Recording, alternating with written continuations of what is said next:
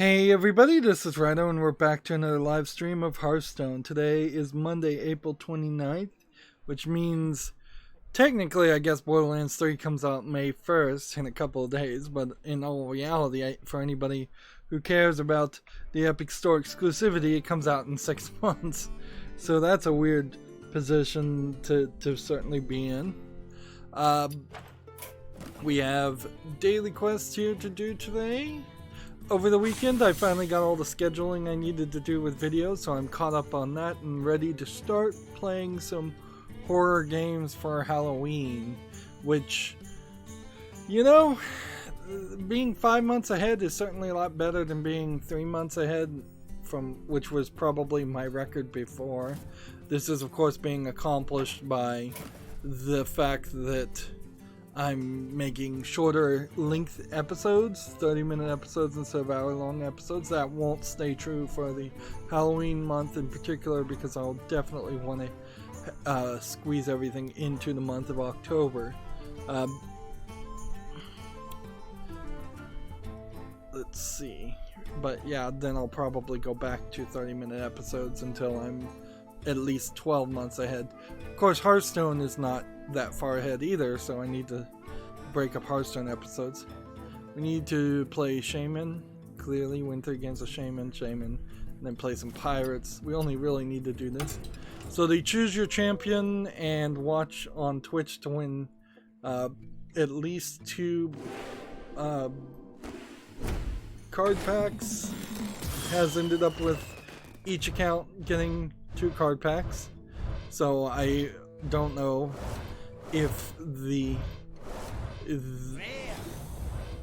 thing that needed to be done to get more card packs and watch for at least 4 hours worked or didn't work, or if I'll get any more card packs or not. All I did was open the Twitch browser and then just leave it streaming and then walk away. There's an epic, and that'll be probably something I don't have. But heck, I tried, and a couple of packs is not terrible. It is, I suppose, possible that tomorrow, Tuesday, there will be the single player expansion will come out for the new card expansion.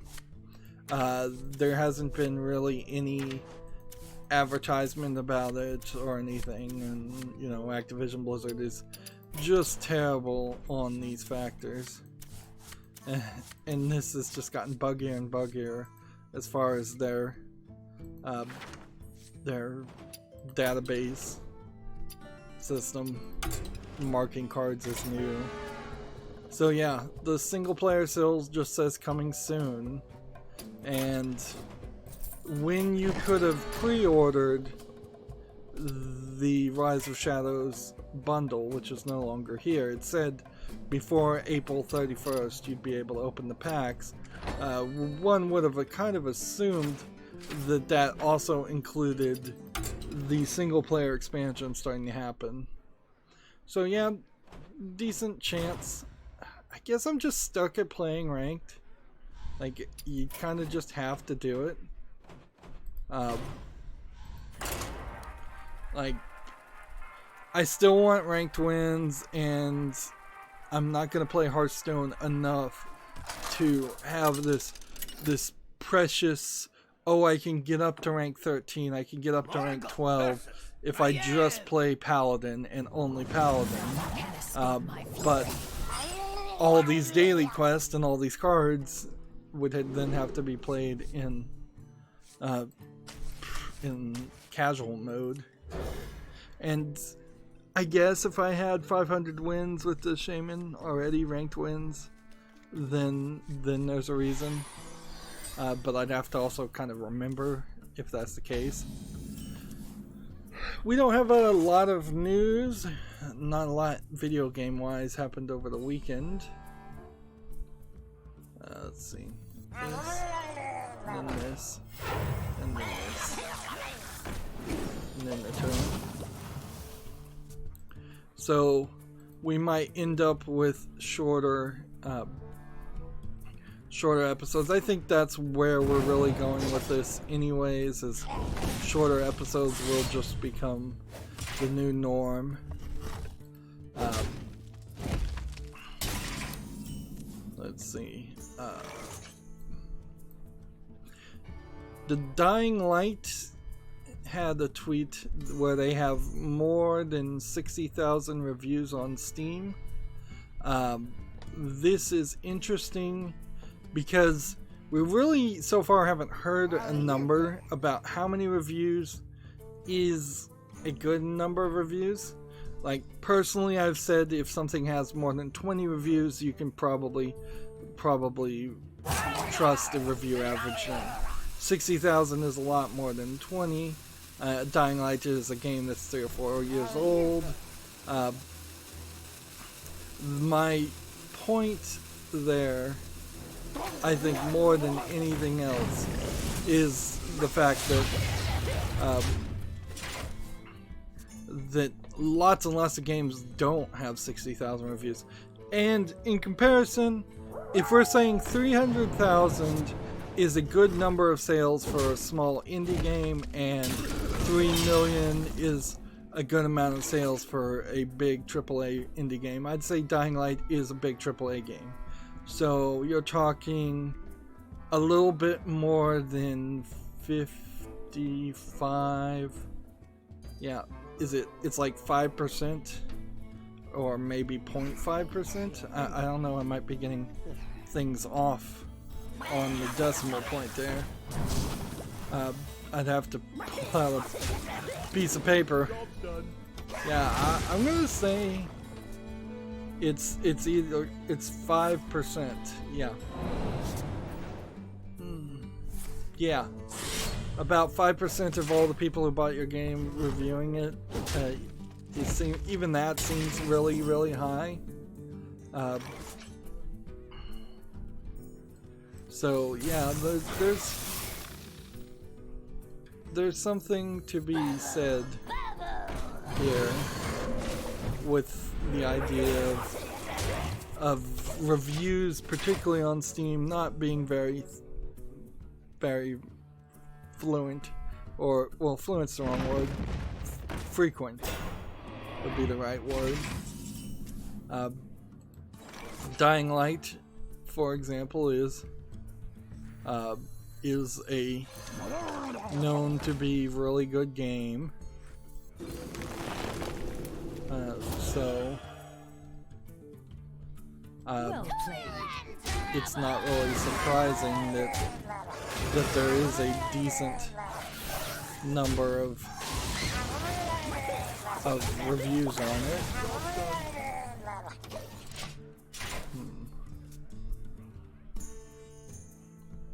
Let's see.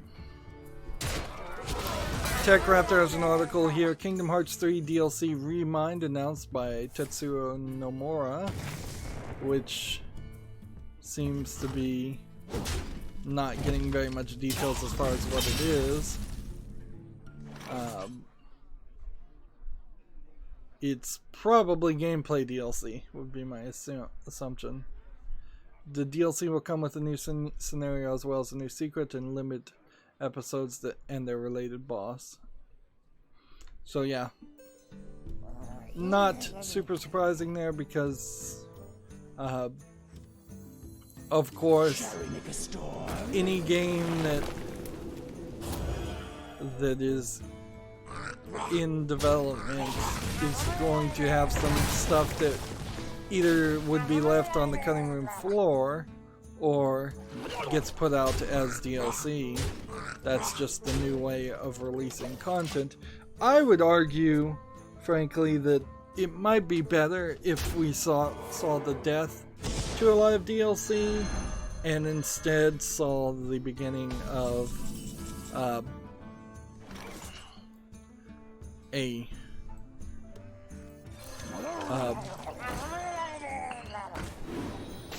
that's kind of exactly what I needed. This is just gonna give me so many Murlocs.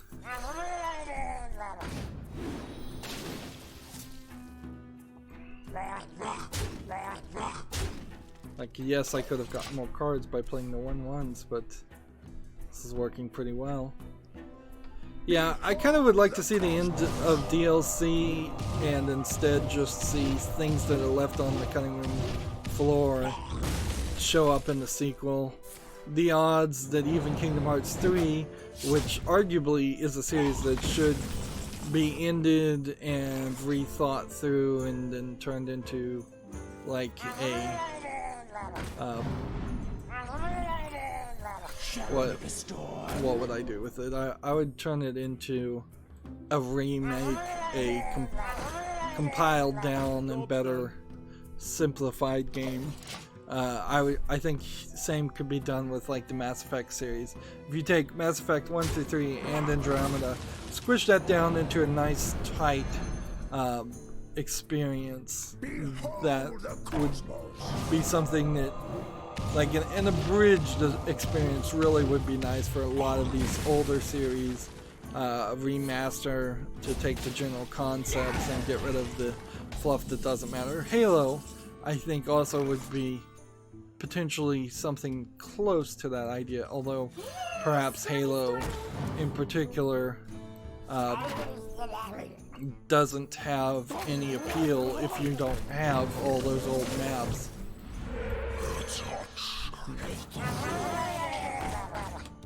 Let's see. I have everything to win. Next turn.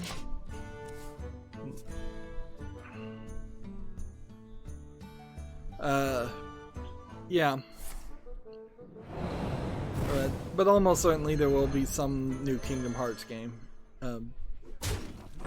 I think it's pretty easy to, if you get rid of all the Final Fantasy characters, because Final Fantasy at this point is just dead, and if you got rid of all of the Sora and all of his friends' characters, and you just had a new generation, this would be kind of the equivalent of if you were going to do Ash Ketchum, take Ash Ketchum out of the Pokemon universe and instead have a new character take over. And that's sort of even what Pokemon did. They got rid of Misty and replaced her with a different female lead. I think Brock is still in the series, but I wouldn't be surprised if Brock is also not in the Pokemon series either. So it is just that one character, and almost all the Pokemon that you see, with the exception of like Pikachu and Meowth, have been replaced with newer versions of Pokemon. So yeah, in the Final Fantasy, if Final Fantasy IV or Final Fantasy the next generation, you could easily have a new generation of Keyblade holders with Mickey Mouse, and I imagine you'd keep all of those, but you would also add a bunch of characters that haven't shown up. Even Disney has already even done that. They have this whole teenage, tween-age series called The Descendants of live action movies that are supposed to be the children, the descendants of famous Disney characters. So there's a descendant of Prince Charming, there's a descendant of Ursula, there's a descendant of the Wicked Witch and such. 2 damage to a minion. I failed, but I can play cards at least. So might as well do that.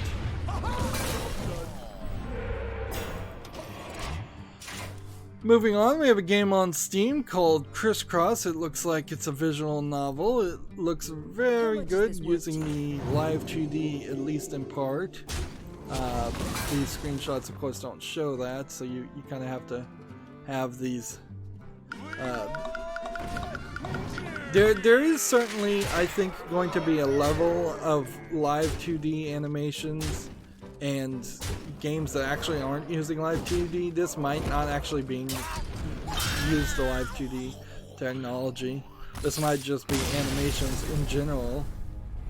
That is quite a lot of motion that's happening for a visual novel. It's nearly fully animated, but I would say it's missing a few frames here and there, and it's probably repeating the same actions. Crisscross is $2.39, which actually kind of makes me question it. It's from Sakura Games, a somewhat well-known visual novel publisher. There's no nudity or sexual content tagged here, so this one looks like it's going to be a straight on the up and up, maybe romance focused games. But yeah, particularly the live 2D technology, which is new. There will be a level that you see where it is really, really polished and it looks like actual motion, or in a lot of cases I think you're going to see things like on the mobile game I'm playing, Destiny Child, where it's really just kind of tilting and shifting the characters back and forth in quite awkward ways that does not look human at all. So yeah, Crisscross though, already rated positively. It can go on the follow list. Still trying to think about visual novels. Particularly, I would have trouble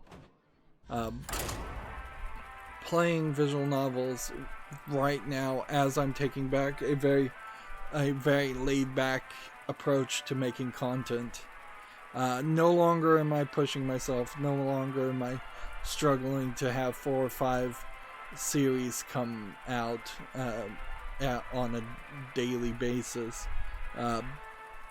So if I was going to get into something that was a visual novel and it was really, really long, I don't know how you schedule that. I don't know how you do that. In fact, I haven't really seen anybody on YouTube really accomplish that. You'll have some small instances where people do things like Doki Doki Literature Club, but Doki Doki Literature Club is also kind of an example of a outlier in the idea that it is rather short and pretty linear.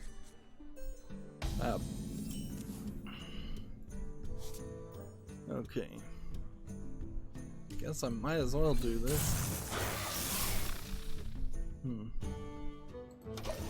Let's see.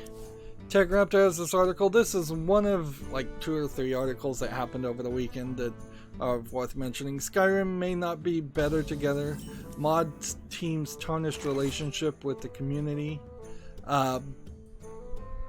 Basically, this exploded kind of on Reddit, where a mod team member behind Skyrim Together, the mod, has been irritating the forums and irritating the fan community, and says things like, quote, not making this for the community. Now the problem here is they have a Patreon, and he says the community has been so toxic we've even considered saying F it and give up, and so on and so on. So this guy is being very, very not welcoming to the community and very hostile, and whenever you use the word toxic, that frankly that you're on the wrong side of an argument, because it is this assumption that humans in the real world are actually really pleasant people, which is just not true on average.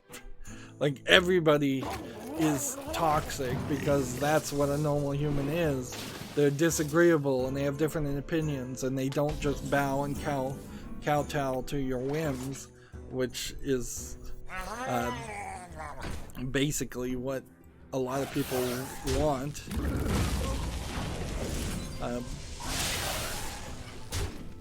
But so there's kind of a problem here, and Sid Alpha covered it pretty fairly, is that they're making, I think it was like $30,000 a month through their Patreon. No, currently over $18,000, the article says, with 17,000 patrons. And the past totals were well over 30,000. So they're making a huge amount of money making this mod, and if they don't give it to everybody, then they're going to pretty obviously be selling that mod through Patreon subscriptions. And if they're selling the mod, that violates the license with Bethesda and Skyrim. There is also a point that is more internal, that there's this SKSE team that the Skyrim Together at one point used some of their code, and they claim are still using some of their code, which with the level of attitude and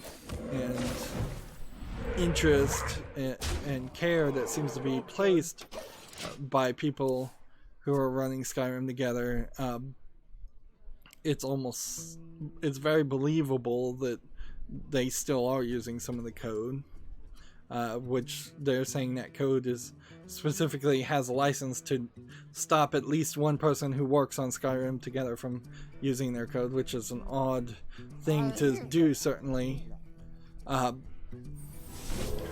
Inherently, I think Skyrim Together as a mod is not something you should ever be hyped about.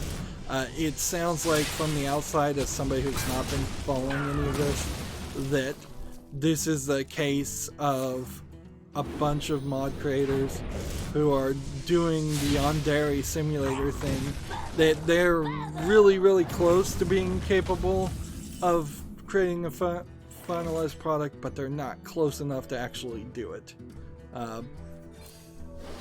And so they're just, it seems like to me they have even an incentive to just drag it out and get more Patreon donations and just pretend like they're doing updates and doing little updates, and I haven't seen any evidence of them really changing what they're focusing on, like multiplayer in Skyrim, a game that was totally not designed for Skyrim. To have multiplayer is a big deal. It's basically an impossible idea in the first place. It'll not work as well as you think it would. Absolutely, without a doubt. There's no way multiplayer is just going to magically work, because if it could have magically worked, then multiplayer would have been in Skyrim in the first place.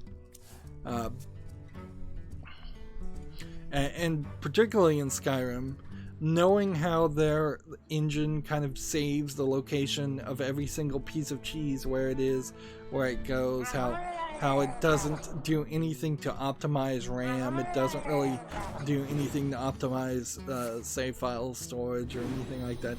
A very basic thing you could do is, if you drop a piece of cheese on the ground in most games, or any item, it'll eventually dissolve or disappear, or you'll leave the area and it will disappear. Or you could even just say, well, somebody will eventually pick it up and put it where cheese should be logically in a house. Skyrim doesn't do any of that, so you can't have houses with 65,000 pieces of cheese just laying around, and then that's part of the reason why it's glitchy. That's part of the reason why it has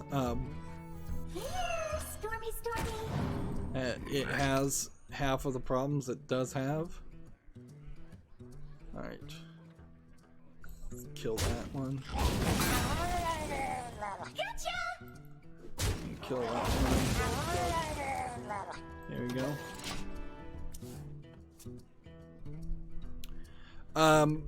I'd say on a bigger thought, Skyrim, it's time to let Skyrim go. For everybody. A long, long time coming. But it's time for people to stop playing Skyrim. You've played it enough unless you've never played it before. It's time to move on to other games. It's time for Bethesda to move on to other games. They've milked Skyrim for, it feels like, at least half a decade, if not a full decade. It's time to move on to the other games. Yeah, go play Witcher 3 or something, but yeah. And I will say, if the next Skyrim, if the next Elder Scrolls game comes out and there isn't multiplayer built into it, that would be hugely surprising, certainly. Because that is what Elder Scrolls Online is all about, and in a weird way, Skyrim Together probably will get a DMCA takedown request as soon as it actually is close to being finished, just because it is competing with Elder Scrolls Online, which anybody can play right now if they wanted to, and then you have basically Skyrim Online anyways, just missing. It's just going to be missing the main storyline and maybe dragons. I don't know if Elder Scrolls Online has dragons or not.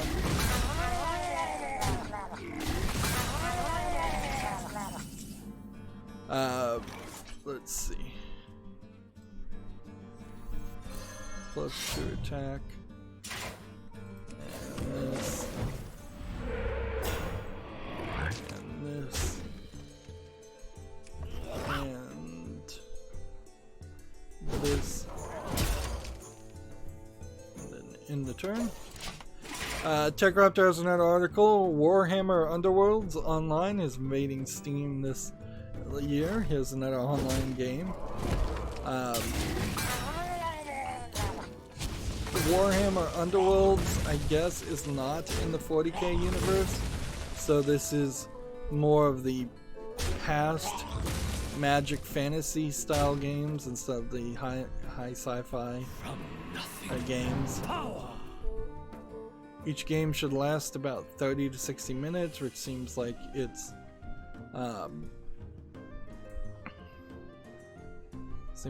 pretty long games.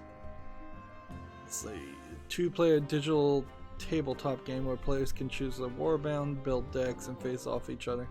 Sounds like it's a deck building game.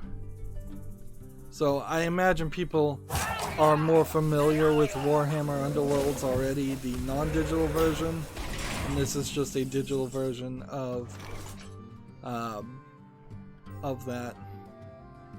They'll also have a single player mode for the full version.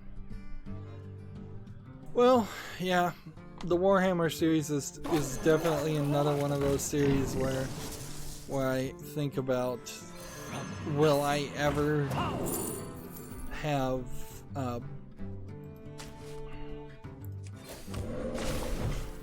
the time or the interest to actually play these things.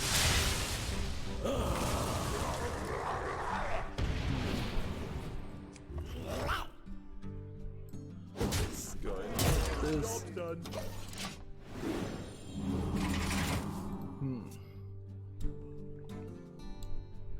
Let's see. Next, we have a game on Steam called Cell Swords Ashen Company. This looks like this is a totally accurate battle simulator clone, although I think I'm probably just going to start calling these games battle simulators. In general, RTS early access for $14.99. Visually, doesn't look like there's anything into it. It's apparently supports English and French. It's at 0.30 as far as versions. I don't know how you don't call this just an asset flip game, because almost certainly everything that is being shown here is a pre-purchased asset. Like, I don't think any of this is new art or new design, and even if it is, it's a very visually unappealing game. So yeah, I guess I need to probably start playing on casual, because the idea was to get victories with the shaman too, and I'm not accomplishing that. So, yeah. We'll start playing casual.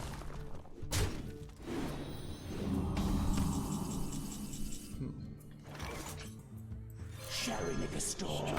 Play all these cards and then end the turn. GameIndustry.biz has an article here. UK charts Days Gone defeats Mortal Kombat 11 to claim #1 spot. PS4 exclusive scores a decent debut in the UK's top 40.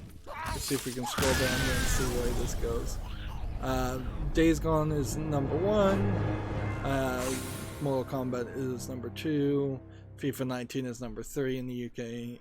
Then you have like very old games like Red Dead Redemption, The Division 2, Mario Kart 8, Secure, Shadows Die Twice, Forza, Super Mario Bros. U Deluxe, and World War Z.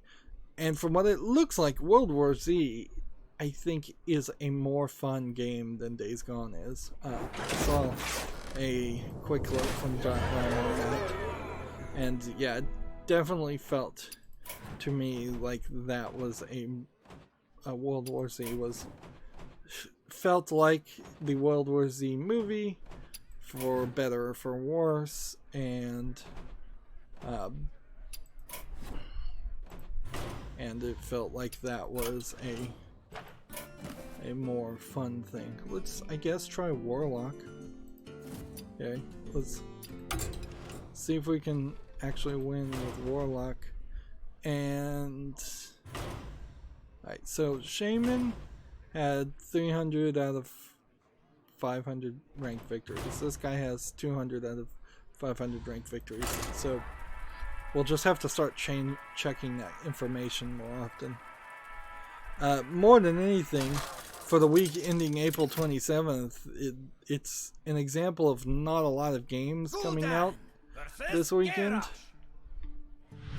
Currently, Mortal Kombat 11 promises some improvements, but it also kind of feels like it is approaching the end of anybody having anything to say about it. It doesn't feel like it did the things that are particularly necessary in fighting games, which is to get the audience hyped, to get the Evo crowd, the people who are top tier fighting esports people, hyped into that game and want to play that game.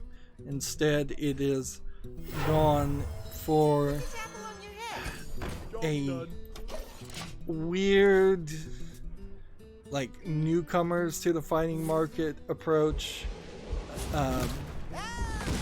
while also pandering to a lot of SJWs, which got them good reviews, but then people who actually bought the game and played the game don't like the game. So that's the problem there. It's microtransaction, it's weird bits of statements here, weird changes in costumes there. Each one of these certainly were talked about probably way too much, but can't be ignored because they exist. They were pushed as big selling, big sales points by the developers, whereas Mortal Kombat's advertising, every Mortal Kombat game, it should be the same. It's just like more bloody and more graphic and more gory than ever. Like more characters. There's not more characters in the latest Mortal Kombat. More blood. There's almost certainly not more blood than Mortal Kombat, the previous Mortal Kombats. More gore. Almost certainly not more of that. That being said, I think it is also fair to say that there's an instance to mention of a lot of the previous Mortal Kombat games have not caught people's attention because they can't sell on controversy, and they can barely sell on nostalgia.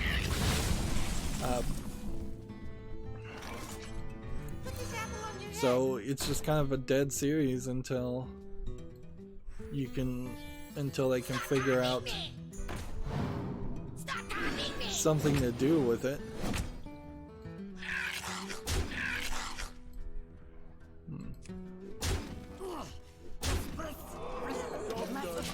Moving on, we have a game on Steam called Stumper, which is just Beat Saber, yet again, another Beat Saber clone. It looks fine. It's early access, it requires VR. It's $14.99. I don't need a bunch of Beat Saber clones on my follow list. I doubt I would even bother to play the original Beat Saber game. 311 Imps. Stop copying me! Stop copying me! This was not in my contract! So, like, next turn I could easily play this. I'm so TechRaptor has an article here. Cox Cable in the United States is testing a faster internet service for gamers. What I heard so far is it actually shows very little to no difference. Inherently, the idea of giving a fast lane does not make sense until they start slowing down the current lanes. Let's see.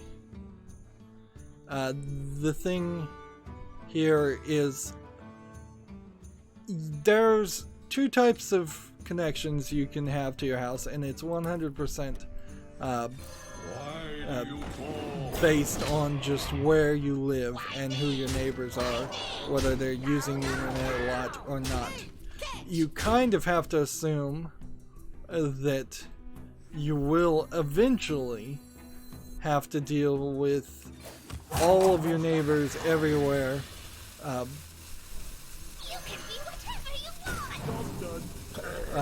Will use more and more internet. Just as more people cut the cord, as more people get used to streaming video and doing such. Mostly it's upload speeds that's the problem, and they're severely limited. But if you are in a very densely concentrated area, particularly on cable modem connections, your internet speed is going to suck. If you are at the very end of a city and nearly in the country, your internet signal is going to be so weak that your internet speeds are going to suck. However, if you are in opposite to that, if you are in a neighborhood that's mostly of older people who aren't using the internet much, but it is right in the middle of the city, so that the people, so that the cable installers have to run the cables anyways to get to other points of the city, you're gonna get pretty good internet, and that's kind of where I've been lucky enough to be at. I get pretty good internet that is limited by upload speed, and I use on my router a quality of service packet schedule that makes it so that I don't hit the point where my internet service provider starts to throttle me. So there's a certain point of upload they seem to not like.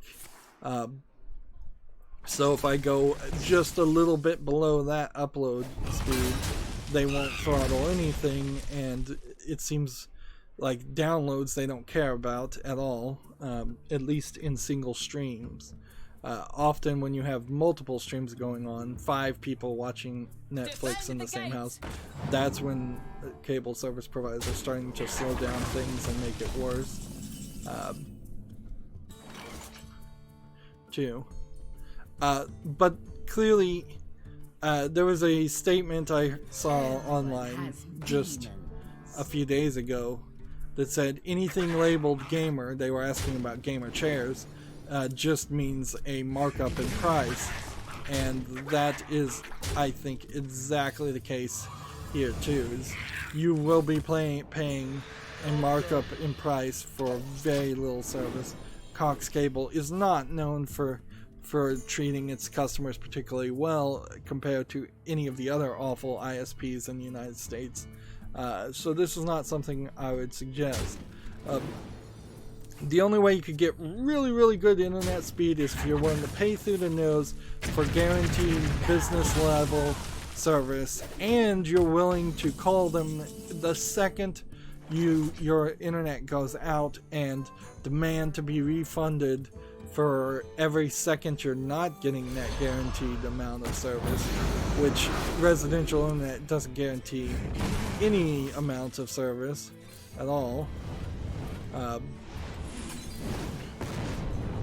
So if you're willing to do that, that's one way. Another thing you could do is have multiple internet service providers connecting to your house, but usually in that case it doesn't really matter because the cords that your ISPs are connecting to often are the same cords anyways. So if you're getting something from Cox Cable and AT&T, they might have just wires that go to a junction box at some point less than a mile from where your house is, and those might just connect back to the same fiber optic cord that then connects to the rest of the internet. And if that one bottleneck of that one fiber optic cord is the slow point, it doesn't matter that you'd have multiple internet service providers. And you can't really do like AT&T and satellite internet, which guarantees that there's no connection there because the satellite internet is just way too slow. I find also, at least I used to find, back when I was doing a lot more IT stuff, that people were saying their internet was being slow when what in reality was happening is that they had a computer that was a like very, very old piece of garbage computer that could not handle in any way just loading up a modern web browser or running a modern operating system. So yes, today if you're running Windows 95 and trying to launch Internet Explorer version 1, the internet's going to feel really slow because everything's going to feel really slow, and you need to replace your hardware, your processor, your graphics card, your RAM. You need to build a whole new computer or buy a whole new computer usually in that case, because the internet's not going to help you. Also, routers are not usually configured right. Like, I've spent days upon days messing with settings on my custom hacked router. These are things that most normal people would not do.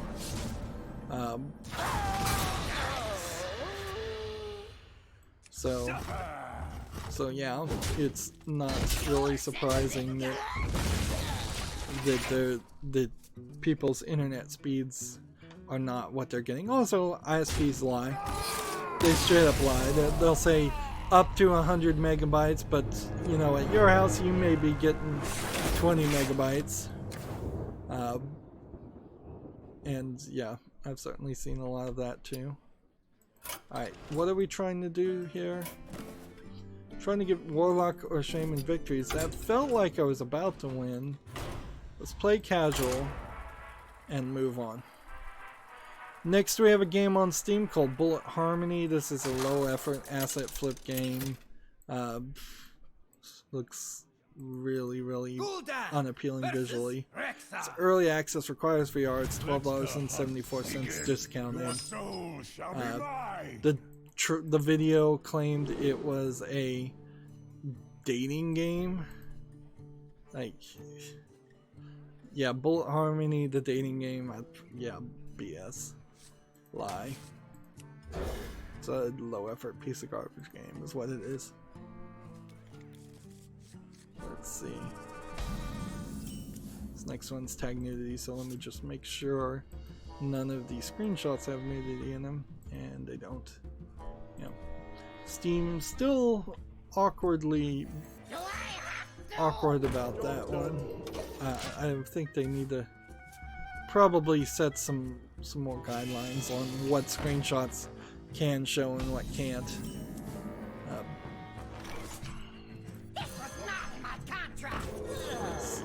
I'll get rolled on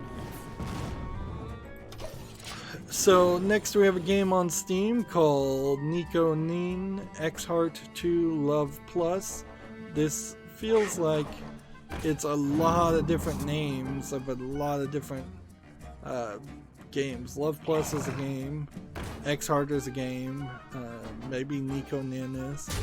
Nico being a Japanese word for cat. You have a bunch of anime cat girls here, and then they have more of a human form too.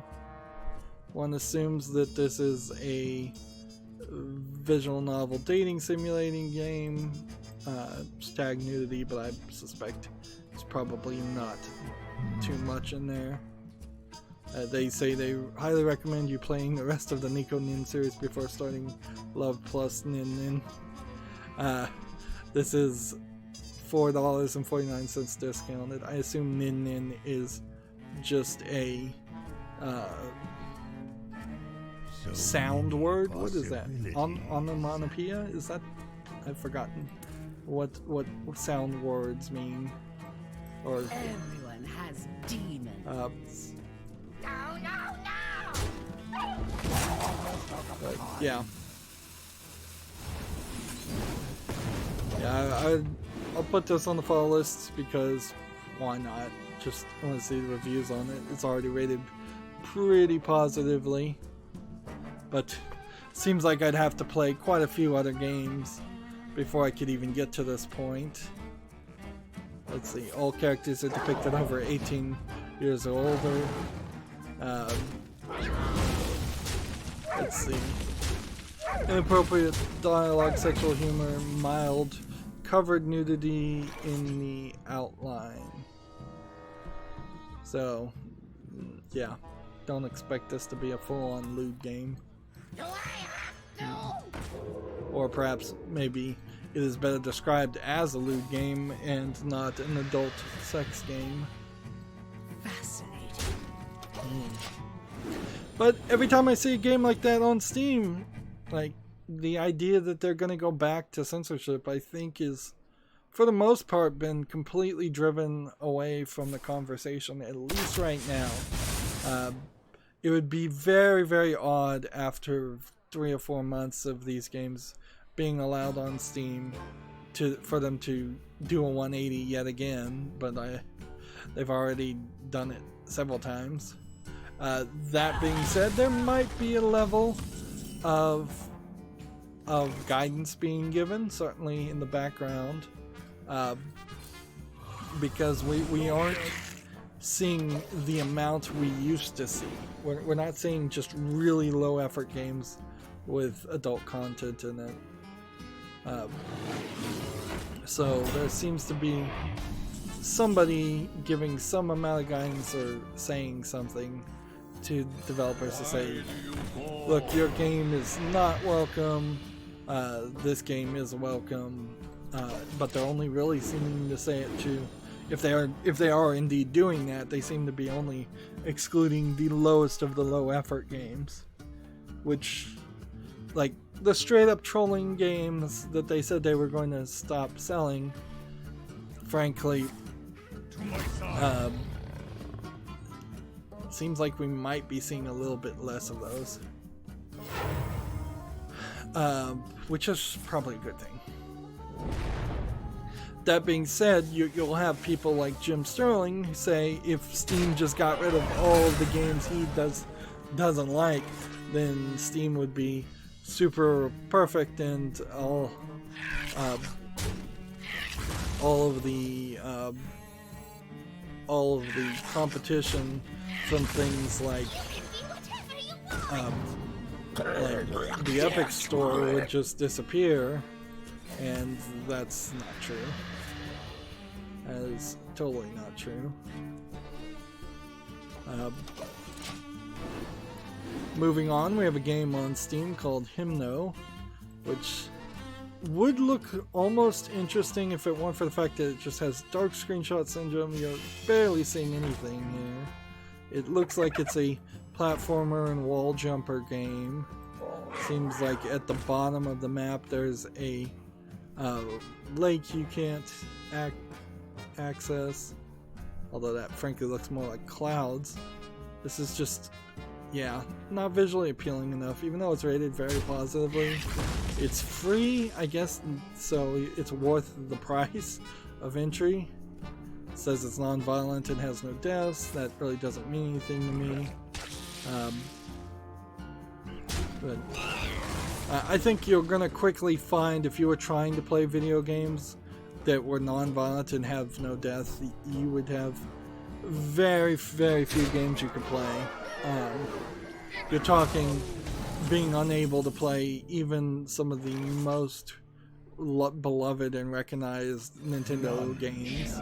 You'd be left with sports games, if you consider sports games to be non-violent, which is arguable, and you'd be left with like quiz games and things like that.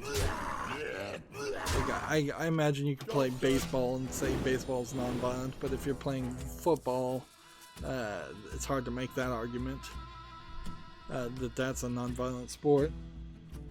You can play card games, and that's about it.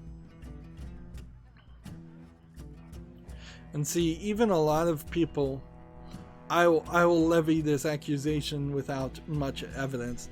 I think a lot of people who are opposed to violence in games probably turn towards reading a lot of books for their entertainment, or maybe even a few watch a lot of TV.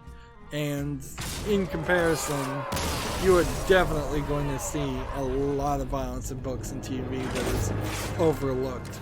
It only really becomes a problem when it is a newer media that people just have knee-jerk reactions to. I'm not getting any victories here. Should have switched over to the other shaman cards.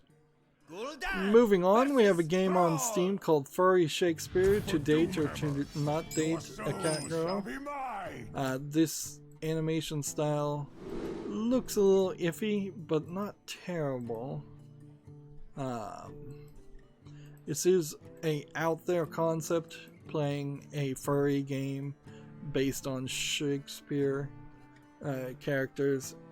Question is this a troll game, or is this real furry game for real furries? It's $8.99. I think it deserves and it deserves a follow. There's nothing here that looks too off. Part 1? No, there's an RPG's part 1. Yeah, I think it deserves a follow. See if people actually like it or not. There's nothing about a furry game that's going to specifically turn me off, or turn me on for that point. I'm fine. If I'm going to play visual novel date games, I'm more than willing to play one that is targeted to a specific fetish of almost any kind. I doubt that there would be anything that would be allowed on Steam that also would be so morally objectionable, or not even morally objectionable, just taste-wise objectionable to me.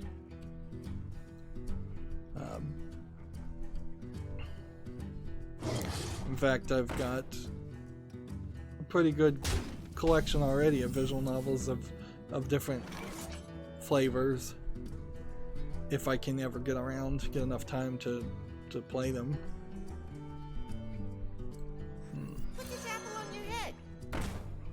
And I may never get around to actually playing them. I may just decide that owning them is enough, supporting the industry is enough. Moving on, we have a game on Steam called Trash Rage, which is a VR game where robots are going to be throwing things at you, and then you're, I think, supposed to sort the things. So this is almost worse than a game where you're doing somebody's job. You're doing somebody's job and doing something that a lot of people have to do, which is sort the recycling, like for free. So yeah, this does not for a second look fun at all. We've got these big robotic hands in the VR. It's $6.99. It's just that same concept of stand in a place and have things thrown at you and throw things at people.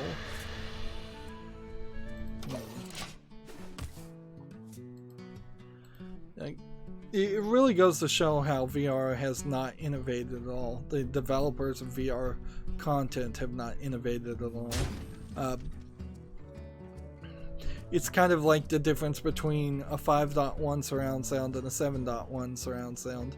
If most people don't care about that, can't tell the difference when they're listening to the surround sound, or if most movie makers are really not doing anything with those extra channels in surround sound, then there isn't much of a difference between a 5 or 7. Personally, I would recommend getting a 7.1 still, but I wouldn't recommend going any further than that.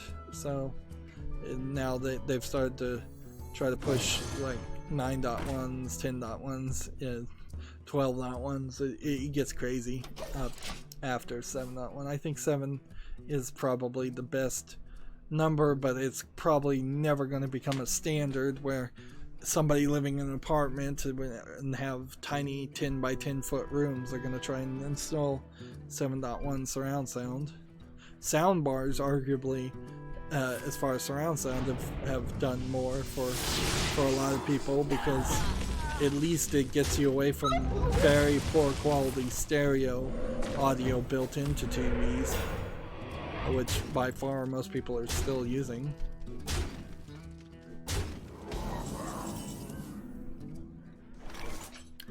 Man, I just cannot win here. These decks suck. Like, I'm just not gonna win. I'm just gonna go ahead and concede. You win. I don't do this very often, but man, trying to play casual, trying to play where people would not care at all, and both of these decks frankly suck. And these are the Hearthstone HS replay decks, and they were recommended to me. That kind of sucks in general, because I don't know what to really do other than tomorrow I'll probably rebuild all of the recommended decks, but I'll do that off screen and just see if Hearthstone itself can recommend me better decks to play as these characters. Now that a month has happened. Next we have this game called These Lands, which looks like it is a Easter Island style puzzle game. Kind of like a laser puzzle game, I think, from what I saw in the video. You explore and do some VR things, and that seems like all it really is. $8.99 discounted. Yeah. Certainly not showing me anything impressive. Alright. Let's see.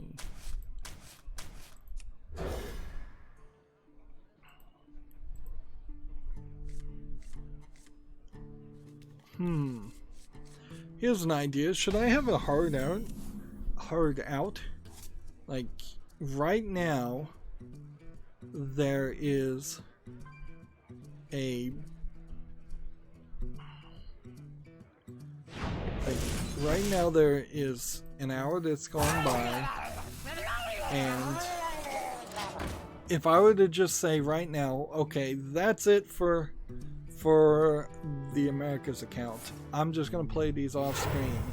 That starts to open the door to an idea of me playing a lot more off screen, which I generally don't want to play more off screen. I generally speaking want to try and have as much, if not everything, on screen.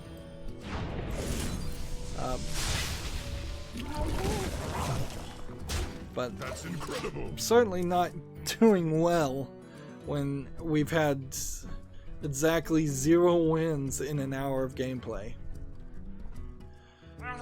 Moving on, as I think about that as a concept, I don't think a hard out of after an hour really works or makes sense. It only makes sense if I stop trying to get all the daily quests done completely. There's this game called Great Ball of Fire. It's a Super Meat Boy platforming game with maybe the twist that you actually have to bounce around the character, or you have to start the character on fire and then bounce them around. It's $2.99. There's nothing impressive about it. Alright. 2 damage. Alright.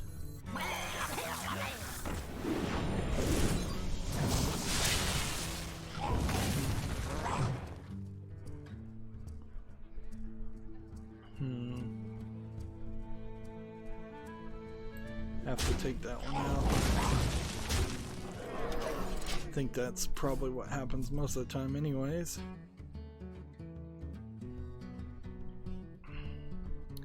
Next we have a game on Steam called Dire Crisis, which is what?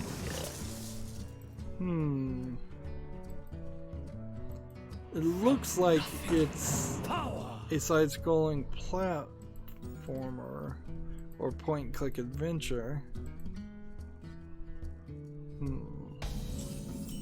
But it kind of seems like it's kind of all over the place.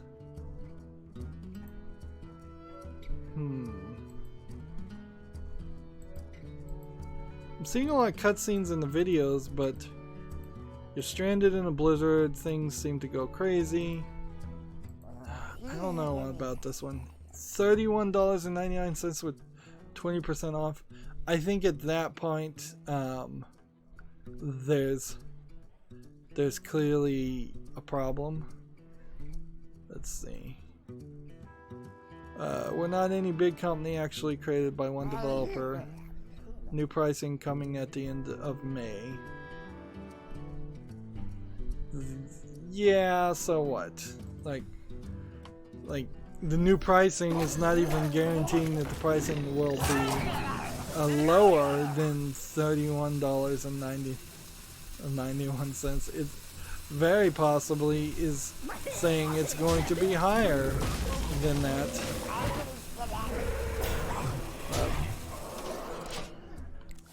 So with such a ridiculously expensive price tag on it, and the third-party end-user license agreement on a game that clearly doesn't want a response.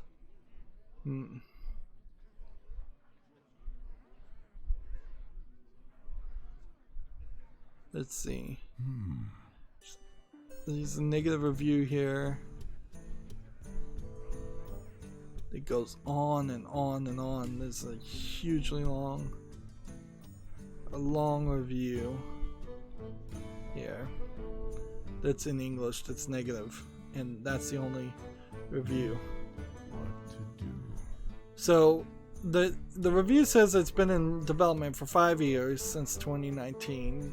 So what? One developer, assumedly in his spare time because he wasn't getting paid for it, was working on a game, and now he wants to charge people half of the price of a AAA game for something that definitely does not look like a AAA game. If it weren't for this price tag, I would put Dire Crisis, I would put it on the follow list and give it a chance. But this is just a joke at this point. It's laughable to ask that much and then say, well, new pricing is coming at the end of May, so they're going to give them themselves a full month to charge $31, and at that point they might raise the price even higher, because yeah, no guarantee there. That is ridiculous. Moving on Steam, because that's obviously not making it. We have this game called Moonlight Thief that looks like it might have been a Vita or a Game Boy game. I assume from Japan. It seems like, it says it's an RPG, but I would say it seems like it's more of a hide and go seek stealth kind of game. Yeah. This looks interesting enough to keep an eye on it. Doesn't look interesting enough that I could immediately say it's gonna be good. It is a much more reasonable price at $6.29 discounted. So I'll put this on the follow list. I wouldn't be surprised though if so few people actually play it. It's from a publisher who published one other game called, I think it's WICCE? YC? Let's see. Yeah. Published this game YC before. It's rated very positively as a female protagonist game. Let's see. Just go ahead and end that. So I'll put both of these games on the follow list. There's also this, they also made this game Documentary, which I think is actually already on my follow list because I was trying to keep an idea of whether it was worth playing or not. I don't think this one actually is worth playing though, but it does have a lot of weirdness to it. So this is kind of the case of a developer trying things, trying to make games that are good, maybe not having the full capability to actually achieve that, but better to see people trying than to see people fail miserably. Next we have a game on Steam here called Time Break, which seems like you have a watch you can press that will freeze and rewind time. We're seeing a lot of video instances of that, of time happening and rewinding. It, to me, seems like you're probably going to be in very small areas, and these would be puzzles. Basically, you're going to have to run from one point to the next point and then rewind things. Arguably, though, I would say this is probably just an asset flip game, being with a concept around it. It's free to play, and because the price is right, it's rated mostly positive. I think that's where they figured out how to do it the right way, is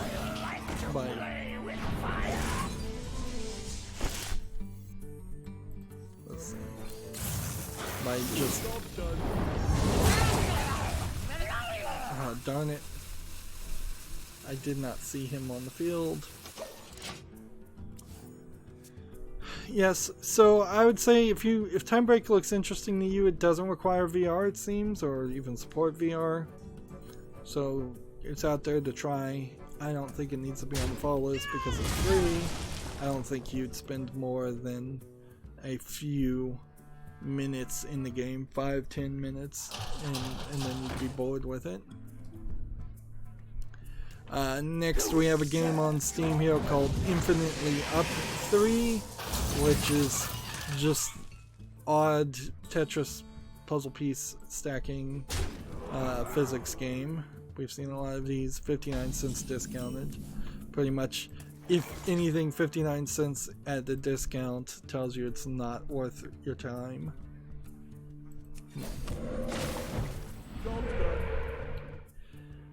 Yeah, I think in this case I am gonna take our hard out after this game. Like, let's just end this episode after this game and move over to the European account. I need a break from having to play Warlock and Shaman decks that are not winning even on casual.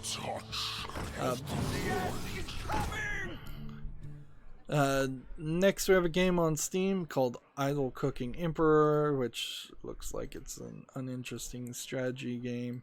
Wouldn't be surprised if this is a cheap Chinese game, although arguably it's probably slightly better quality than a lot of cheap Chinese games. It's free to play, and it actually only supports English, so but it has an in-user license agreement. Does it have any in-app purchases? Yes.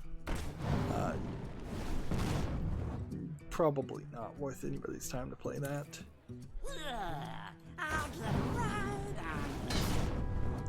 Almost out of time.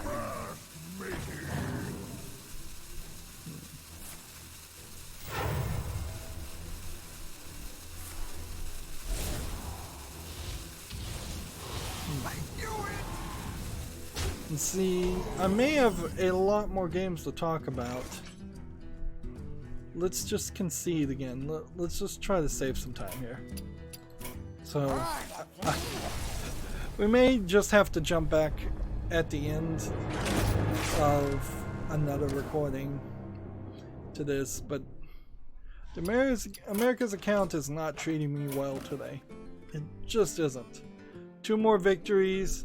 More than likely off screen what I'll do is just start games and not play and hope people get frustrated and concede them. I could certainly play 6 pirates for 50 gold, but honestly I'd like to re-roll that. It's pretty obvious we're only going to make it up to rank 13 this month, and I think we're going to end at rank 14, and we'll see how far that knocks us down for next month. Anyways, that's where I'm going to break up this recording, because I'm trying to break it up between each account. As always, I ask you to like, share, subscribe, comment, and watch every second of my videos. If you want a friend or follow me on any social media sites, there's a whole bunch of links down below. And if you want to support me even further, there's a link to Patreon, or you can friend me on Steam and gift me a game off my wish list. Thank you for watching. Have a good evening.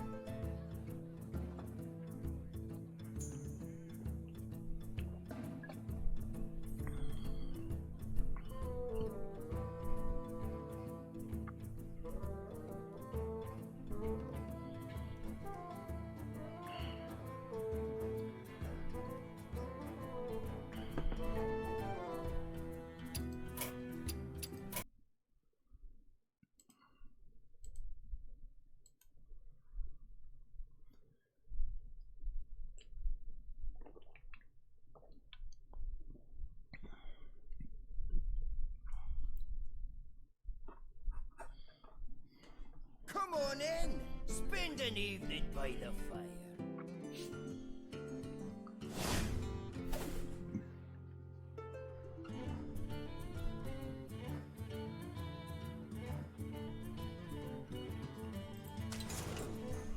Hey everybody, this is Rydo, and we're back to another recording of Hearthstone. We're on the European account, and today is April 29th, Monday.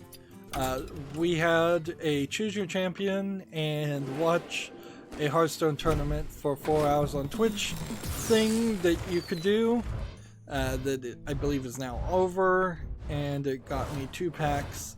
Maybe I'll get some more packs later. That's where these packs are coming from. Not being treated very well by Hearthstone so far. The Americas account left me sorely lacking in victories, and eventually I just said, you know what, let's move over, because this is just gonna be irritating otherwise. I don't believe any of those cards are new, so yeah, all 10 of those are just disenchanted for dust, and we're still left with a question mark as far as when the single player expansion is coming out.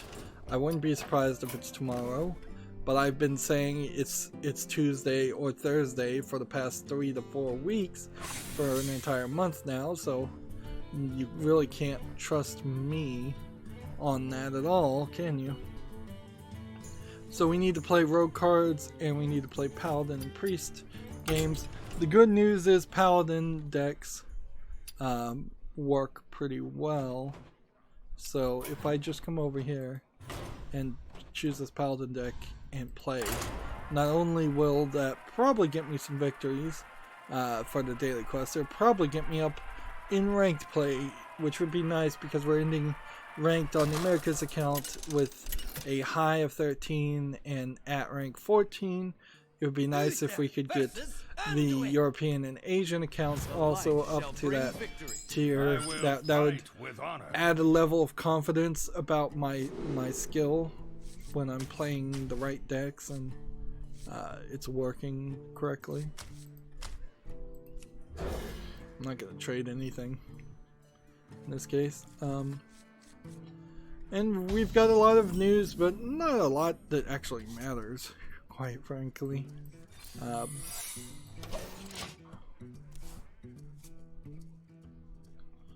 Let's see. Tech Raptor has a story here. The death of Aaron Myers combines short stories with point-and-click gaming. I haven't heard of this game. Is it out yet, or is this a game? Let's see. You can get it on Steam, so we'll look at it on Steam. Then just bring over the Steam page, and let's see. No reviews so far.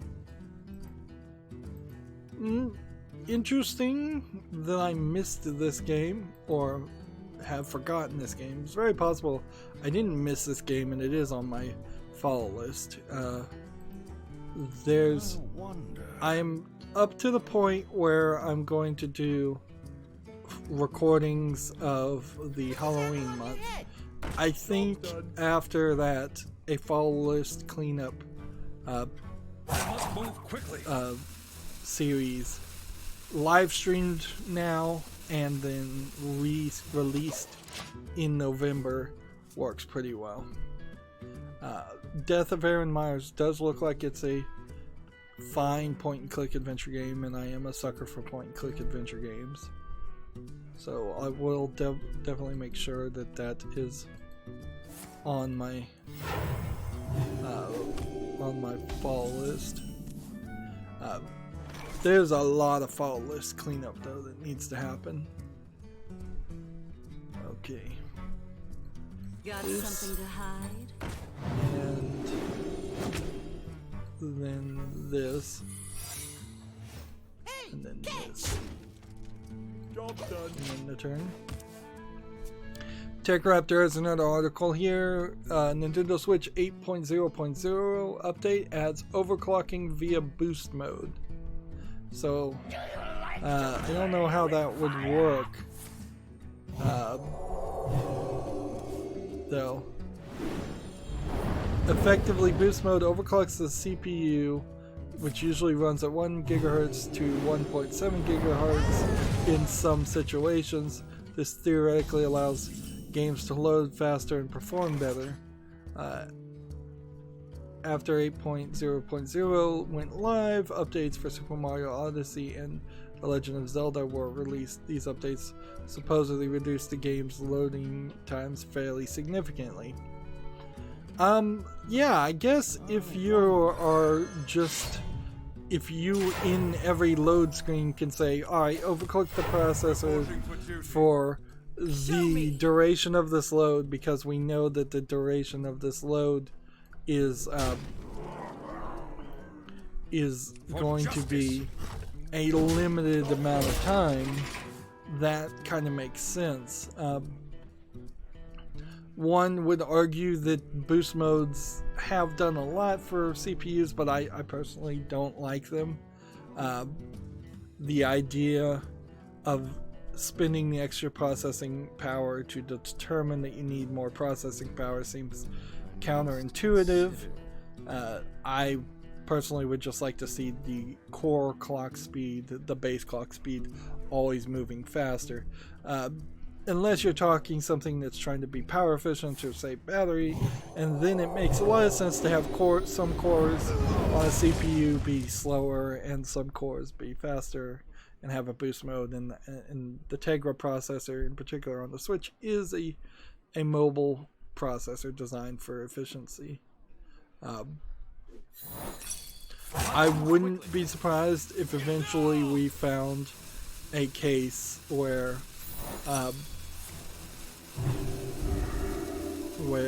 the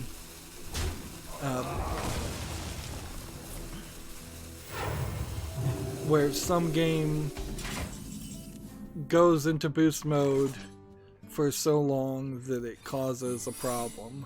For justice. I wouldn't be surprised 1 second if that eventually happens, and some games start getting the Switch very overheated.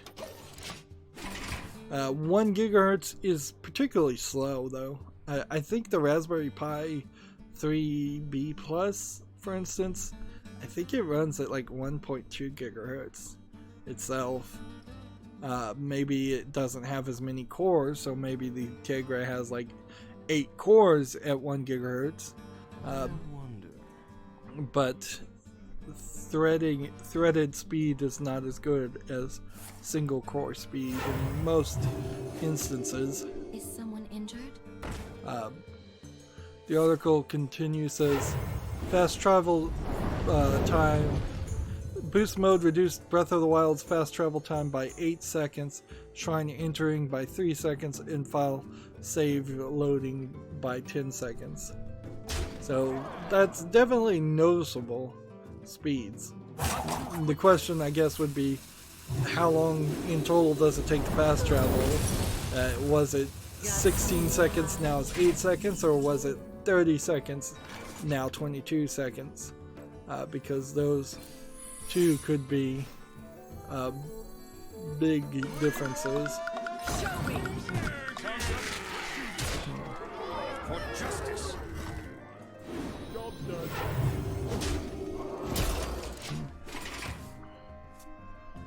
But yeah, I think Nintendo is definitely going in the right direction by having boost modes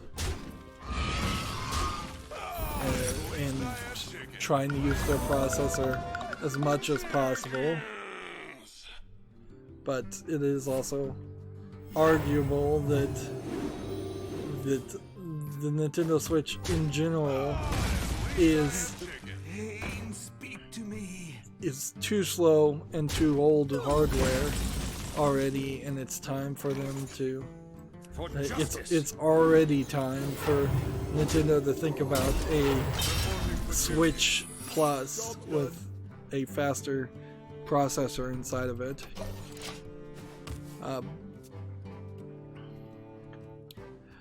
Moving on, TechRaptor has an article. World of Warcraft Classic shares itemization and item update details. So they're working on World of Warcraft Classic to try to bring back people who played World of Warcraft, and they're giving out details in the forum.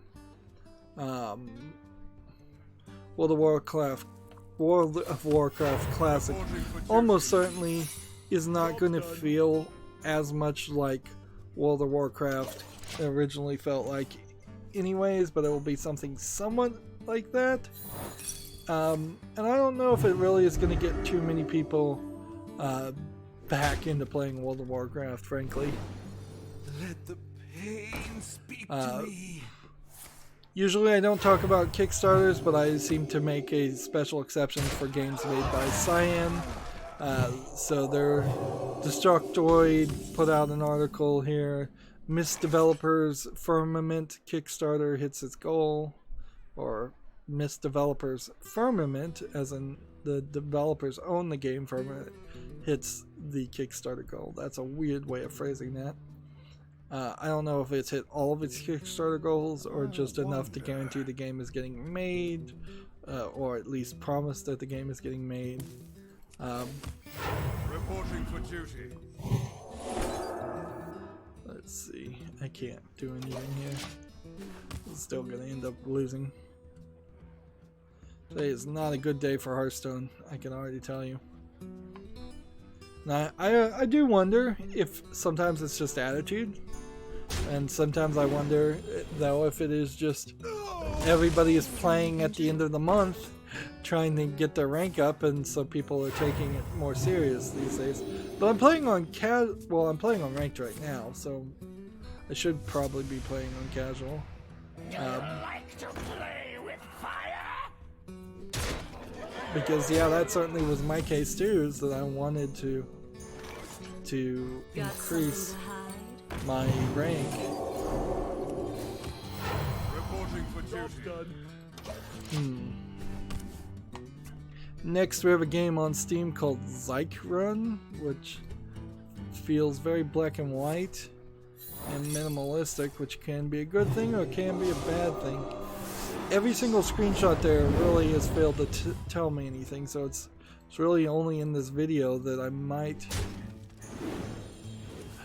learn something. Seems like it's a puzzle point and click adventure game. This is one of those games where it's so highly artistic that it would be it's hard to tell if it's good or not, but I think it deserves a chance. So it's $5.99 right now with no discount. I'll put it on the follow list. It says 3 hours of gameplay. The game won't be the same every time you play it. Multiple scenarios and events happen at random, so you won't be able to program your next move. Interesting. So yeah, I'll give this a follow list, and I'll put it on the follow list and see what that does or means. Meanwhile, I'm about to lose.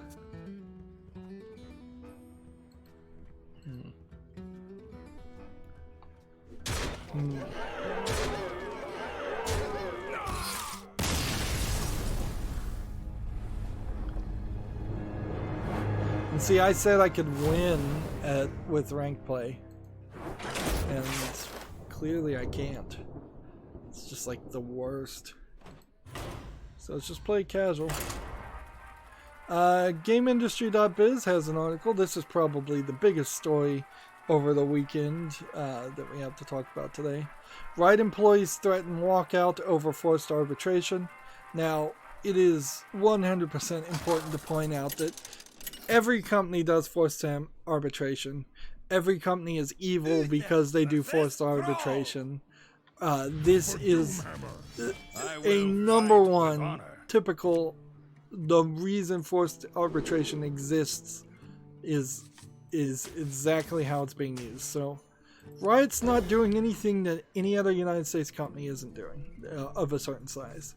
The problem is that there has been enough sowing the seeds of proving and then adding to provable accusations,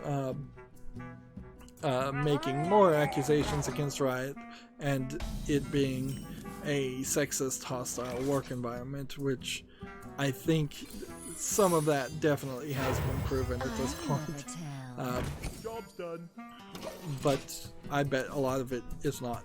So now it all kind of has led to female employees or former female employees trying to sue for wage sex discriminations in payment. And so of course their lawyers say, well, you signed this arbitration agreement, which might be legally enforceable and might not be. Oftentimes though, the United States judicial system has enforced arbitration over and over again. I think it shouldn't. But that really is a matter of people need to contact their congressmen and their senators and say, we want to get rid of all arbitration clauses with employment.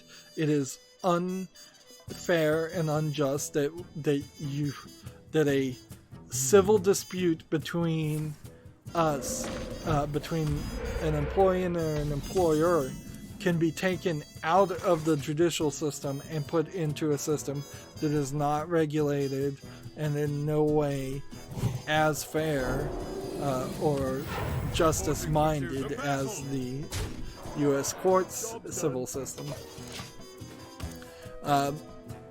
So the article continues, League of Legends developers attempt to keep workers' gender discrimination claims out of the courts is drawing backlash. Now, almost certainly this was a very initial filing of their law firm to say, well, there's no jurisdiction here, they've signed an arbitration agreement, they have to go through arbitration first. Or instead, I guess is a better word to say than first. Now, there really is nothing stopping Riot employees from walking out on their job and quitting.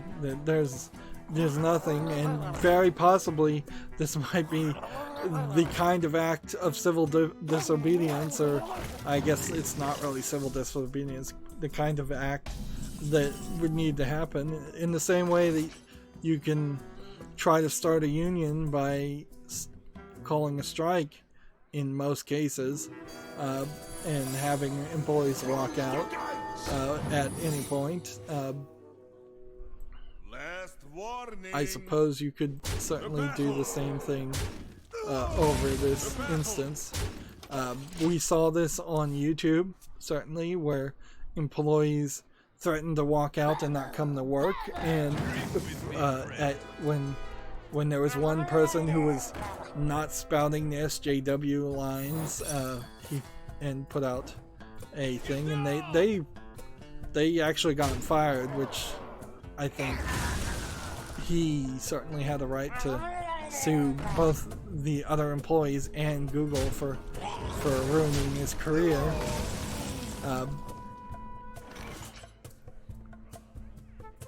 But yeah, if the employees want to walk out, that's fine. If the employees do walk out, don't be surprised for 1 second that they get fired immediately for not coming into work.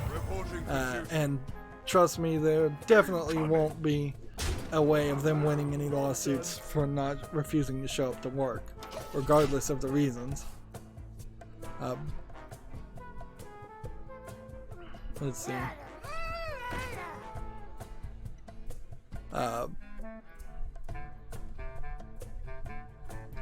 The thing here that I think is misrepresented here, though, more than anything, is that arbitration agreements 100% are for sex and discrimination lawsuits. They are 100% for that. There's no other reason that most employees would ever sue their employer if it wasn't, you discriminated me based on sex or gender or something else. And inherently you can make the argument that arbitration agreements in general are sexist and discriminatory against minorities more than anybody else. And I would buy that argument. But I don't think Riot's really doing anything different than any other company. It's just that this is video game news, and so we're talking about Riot. It is also worth mentioning, as I skip over this point here, is that GameIndustry.biz is pretty SJW, so they're going to put their spin on an article like this, although I'm not saying anything outside of what I had heard before. The original claims of discrimination were from a Kotaku hit piece against Riot that was, in my opinion, poorly written and did not have details of things that were actually worth mentioning. It wasn't until follow-up articles and follow-up claims that Riot eventually was revealed, to my mind, to be a boys' club, hostile, unprofessional work environment. I still wouldn't be surprised if, in all actuality, Riot is, for the most part, an average company that has one bad manager, one bad CEO, and that has just been expanded out and shown. ridiculous. In a ridiculous way. In a weird way, too, I don't want to blame the victims, but sometimes there are people that are just out there to make themselves the victims. SJWs try to do that all the time. I believe her name is Rihanna Price, who was, I believe, working for Anthem. I'm not remembering any of this. There was a female employee who attacked the fan base and went on this Twitter rant, and eventually they pretty quickly they fired her for being just unprofessional and attacking the fan base when one streamer who had connections with the company asked a very simple, or said a very simple comment. Well, that person, I think her name is Rihanna Price, I think might be Rice. This is all off the top of my head, so all this could be wrong. But that same person now is somehow wrapped herself up in the whole anime and kick Vic Mignogna's scene. And it's just like, how in the world do you go from being this SJW person who claims abuse working for video game companies, get fired, and then immediately in less than a year get wrapped up in yet another SJW attempt to claim to play the victim.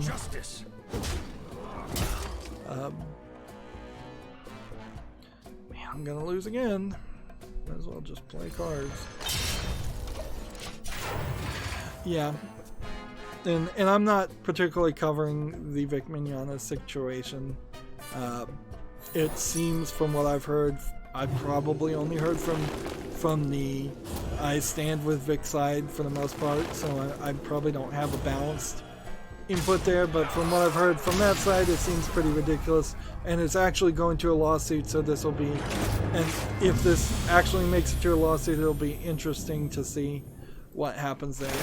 The most disturbing thing I've heard about the Vic Mignogna situation is, in particular, that a actual list was created with the intent to have an organized attempt to ruin the lives of these people that SJWs didn't like. That they had created a hit list of people and they were going to make claims that were probably false against these people. Uther versus Thrall. And that's certainly disturbing. And that is not approaching or making claims with clean hands. That is straight up just conspiracy. Moving on to actual news stories where I can actually look at the facts. TechRaptor has an article, Steam reaches 1 billion accounts. Does that mean that even the most popular game on Steam, which was probably PUBG, has 1 billion players? No, of course not. But yeah, 1 billion accounts. That being said, how many of those 1 billion accounts were bot accounts also that have since been kicked out of Steam? I wouldn't be surprised if there's a large number of bot accounts that have been VAC banned. And there is a big difference between having a Steam account and being a consistent Steam user and person who pays money to Valve on a monthly basis or even an annual basis. I don't pay money to Valve on a monthly basis. I don't buy games every month. So it'd be kind of hard though to have a Steam account and not buy at least one game on there. Very few free-to-play games on Steam. But that is a number that would be very fair to compare to the number of like Epic Store accounts or Uplay accounts or EA Origin accounts, I can guarantee you that each one of those storefronts has considerably less. Good Old Games probably has considerably less. I wouldn't be surprised if Good Old Games, which is arguably the next biggest video game store for PC, has less than 500 million. I wouldn't be surprised if Nintendo accounts, which would be, I guess, Nintendo Online accounts, are going to be extremely small since that's a new service, but I also wouldn't be surprised if active or even total signed up PlayStation Network accounts and Xbox Live accounts don't reach 1 billion either. The pleasure is mine. Of course, active versus sign up is a big difference too. I wouldn't be surprised if Xbox and PlayStation have a kind of extremely high number of inactive accounts, since you have to make an account to log in anyways. That doesn't mean though that people are going to immediately or ever buy anything from Xbox Live or PlayStation Network. Moving on, we have a game on Steam here called Tank X, which is a low-effort tank fighting game. Player versus player, early access for 59 cents, single player and multiplayer. Nothing visually appealing about this game, though. I'll never tell. Show me.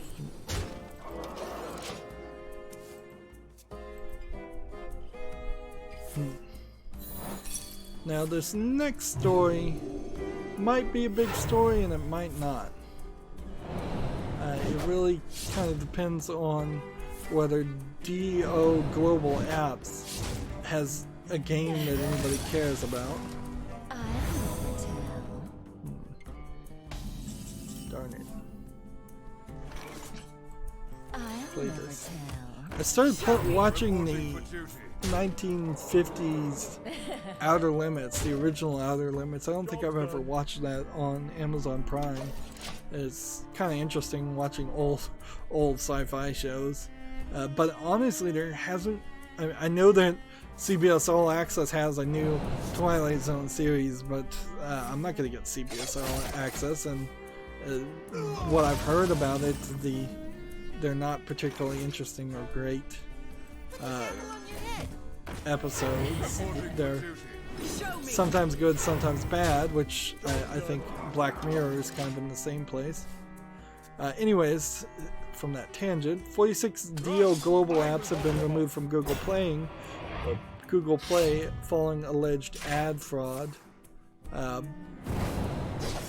Apparently, it is partially owned. DO Global is partially owned by the Chinese internet company Baidu.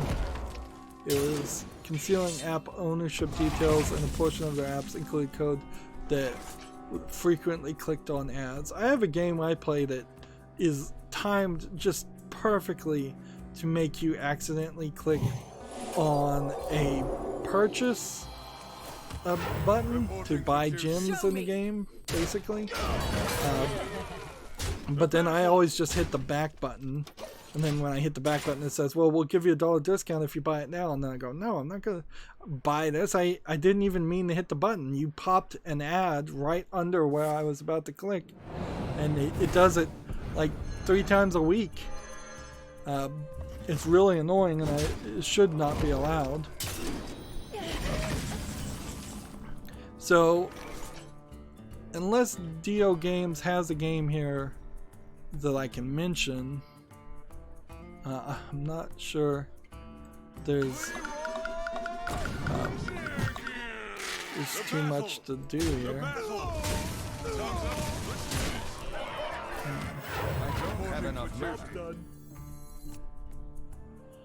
Let's see. Most of the company's apps have been removed from Google Play. I imagine all of their apps will be eventually removed. Yeah, there's just like no comment here though about what what games the global apps has. So I guess if you find that an app is been removed from your phone without you doing that, that's because Google Play removed it. And I doubt it Google Play bothers to tell you what's going on in these instances. I'm gonna accidentally get this done regardless, so I really don't even have to do rogue cards. Can I win if I play priest, or am I just wasting my time if I play priest? I think I'm just wasting my time, so I'm gonna stick with paladin. This is not really a big story, but they're trying to make it a big story. Gamma Sutra has an article, Microsoft distanced itself from Minecraft creator Notch ahead of the anniversary event. Let's see. He won't be included in the festivals, which kind of is no duh. Like, he hasn't wanted to have anything to do with Minecraft since he quit working with Mojang.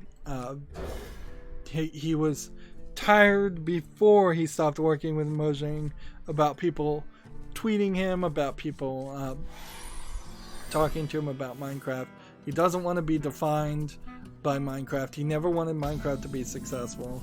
He's either was crazy to begin with or was driven crazy, and I mean this colloquially speaking, by his success, and now he's just either troll tweeting or actually tweeting ridiculous things on Twitter from what I hear. But he has nothing to do with Minecraft. He should always be credited as the creator of Minecraft in the credits, and then that's about that. But as far as a 10th anniversary event, he doesn't want to have anything to do with this, and I wouldn't be surprised if eventually he came out specifically and said, don't even credit me for it, I'm tired of even that much. He probably should quit Twitter. Probably make him a little bit happier too if he just removed himself or privated himself on all social media sites. Meanwhile, Minecraft and Mojang are doing fairly well, adding new updates and things. One thing that the most recent update happens, and I think this is kind of sneaky but good business, is the most recent update in Minecraft has added things like a cauldron, a grindstone, scaffolding, things that before, if you typed into Google Minecraft cauldron, you'd be taken directly to a plugin, an add-on, a mod that uses a cauldron. Probably Thermocraft, because that uses a cauldron. So what they're doing is taking back a lot of the search engine optimization from mods by putting something into the main game that's not as good as the mods in any way, but has the same name. This is the theory as far as why the movie Frozen is called Frozen. In particular, is because they wanted to put out a movie that would come up at the top of searches whenever anybody types in the phrase Disney and Frozen, instead of the not true story that Disney, the creator of Disney, has his head frozen or his whole body frozen, and he's still alive in some kind of cryogenic stasis from decades ago. So it's kind of a cool idea. The side effect there also is that Minecraft has certainly gotten bigger and better. They're doing a lot more with the villagers. Villagers actually matter. Minecraft is definitely not just about Minecrafting anymore, which is good, because the Minecrafting, the mining part of it was pretty boring. So yeah, there's all kinds of little things that that they've added Justice. well after Notch. Meanwhile, I think it is also worth mentioning that Mojang was trying to make that game Scrolls, and that game failed miserably. And they don't really have another game that they've announced that is in development, which is kind of a shame because that it really does seem to make Mojang just the Minecraft company. And if Microsoft, who owns Mojang now, wanted them to develop something different, I don't think they'd be capable of doing it or be allowed by Microsoft to do it, or they'd probably split off into a new company in total. On the other hand, I would also say all the updates that have been added to Minecraft can't beat Fortnite. Like, there's not very many Minecraft streamers that are getting to the top of YouTube these days, who are actually just playing Minecraft. Reporting for duty. Job's done. If I can just get a little bit more damage. Moving on, TechRaptor has an article. Minecraft developer Mojang donates $100,000 to Charity Water, which I assume Charity Water is something that helps give water, fresh water, good water, clean water to it. Let's see. It seems to be to give more to the charity. They're asking people to download this free map called the Traveling Trader. This is probably not something you can get for the original version of Minecraft. So yeah, they're donating to charity for their 10th anniversary too. No big surprise there.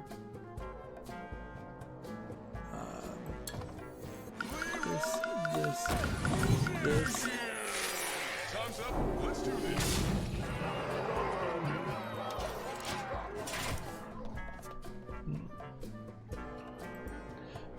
So, yeah, moving on. Let's see. Here's a retro game news article. The first Soul... Haven't seen a reject button on these cookie things before. First classic Soul Calibur game has been remastered thanks to an AI-enhanced HD texture pack. So you can install this texture pack and then use it in the Dreamcast emulator Recast, which is part of the one of the RetroArch cores, or cores that RetroArch uses. This opens an interesting question, certainly. That looks rather good for a Sega Dreamcast game. So I assume that's textured. It's not zoomed in much. Let's see if we could open image in a new tab and see what that looks like. Yep. That's pretty good for a Dreamcast picture. It opens a new door, though, that... why play the latest Soul Calibur game if you could just remaster the old ones, and if you just have nostalgia for that? Of course, the moves would be different in more modern Soul Calibur games, and there'd be new characters and such, but we may hit a point where old games are still very playable. There definitely is an argument to be said, like, why would I want to play Super Mario Brothers 2 when I could play Super Mario Brothers 1? Or why would I want to play one of the, like, Super Mario Brothers Galaxy 2 or Super Mario Brothers Sunshine when I could play Super Mario Brothers 64 and they all look the exact same, if they all looked the exact same. Like, I think we're probably very far away from that point where all games are equal because all games are constantly being remastered and improved in graphics. but at a certain point we might hit that, where only the story, only the ideas, only the little changes here and there that you might make to a series justify a new version of a game even existing. The Tomb Raider reboot in a lot of ways could be sold as that. If the very first Tomb Raider game, very first Lara Croft game, looked as good as the Tomb Raider reboot game did, I probably would have preferred to play the original Tomb Raider game. I'm not sure that I would be too out of line compared to most people in that. Let's just play this.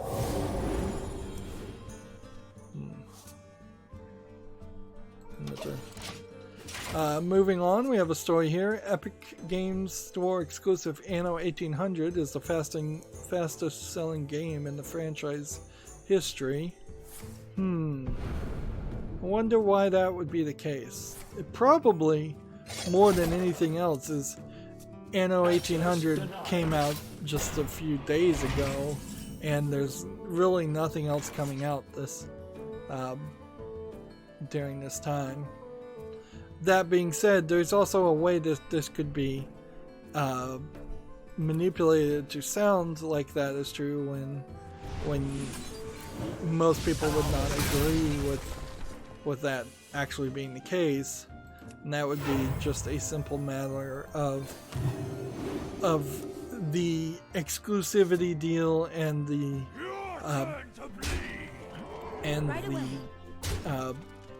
deal with Epic had a guaranteed number of sales on top of that. That seems how all these exclusivity deals happen with the Epic Game Stores. So because they're doing I think Anno 1800 is a year-long exclusivity deal, not just 6 months. If they're day one upfront being told you're getting paid for the equivalent of a guarantee in 1 million units sold, then you could certainly say, well, we sold 1 million units day one, when in actuality they sold 1 million units to the Epic Store, and now the Epic Store is reselling that 1 million units to recoup that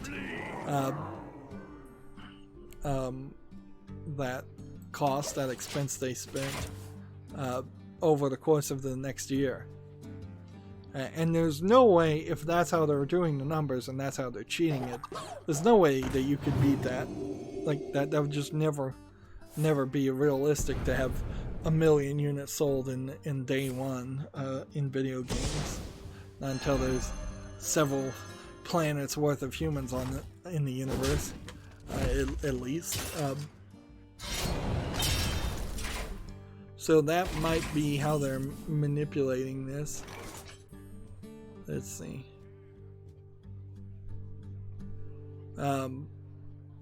It could also be that being a big fish in a small pond really worked for the Anno series. That's definitely believable too, because why wouldn't that work rather well for them?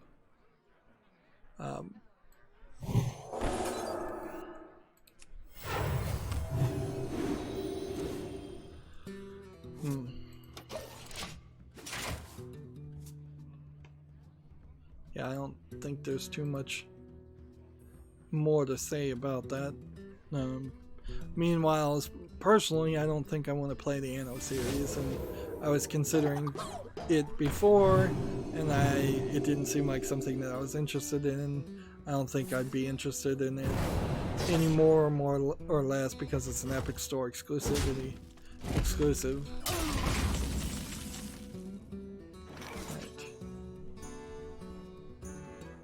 I can't do that. That won't work. Mistakes will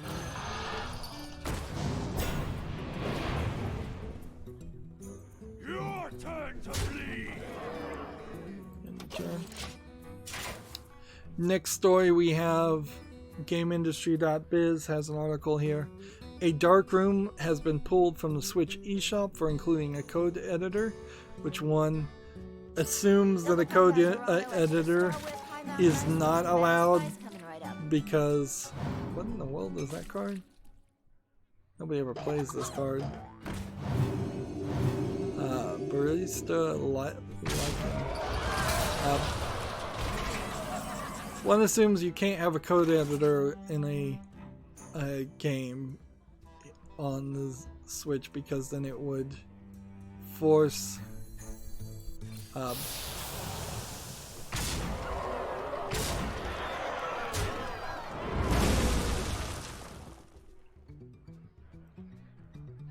mistakes were made.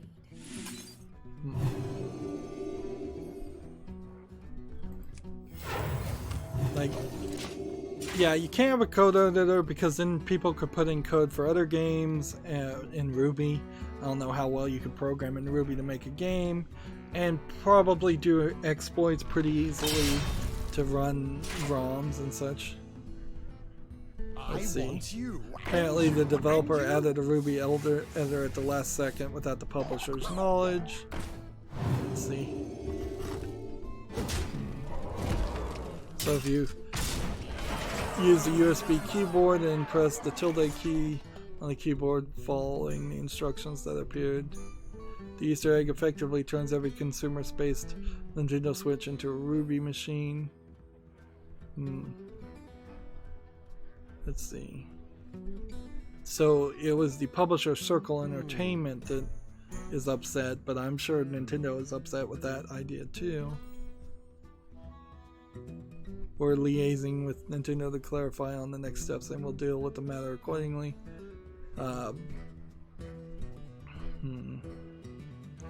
Until we clarify the next steps with Nintendo, we can't offer any further comments. So, on the face of it, it kind of sounds like, who cares? It has a Ruby editor in it, but I think Nintendo very much cares for the possibility to run unapproved code. Well played. You could put in like a hot coffee-esque mod into any game and then have that show up on TV and on news as if it was fully approved and allowed. You could run exploits and completely root your potentially root the Switch to have it run unsigned code all the time. Still not running very well. Not getting very many victories here. End of the month blues with Hearthstone. GameIndustry.biz has the same article. Google removes DO Global Games from the Play Store. Developer with over 100 apps and 600 million installs is banned following reports of concealing ownership info and ad fraud. The concealing ownership info is a thing that Google and most people, I assume, most big corporations do. They want to find out who really is running this company, who really owns it, and ban that person in particular so that they don't just go and make a new company or a new shell corporation to hide their bad deeds. Which is pretty much obviously how they would plan on building shell corporations and limited liability corporations, LLCs, to shield themselves from legal actions or extra legal actions like being banned. Put this apple on your head. Okay.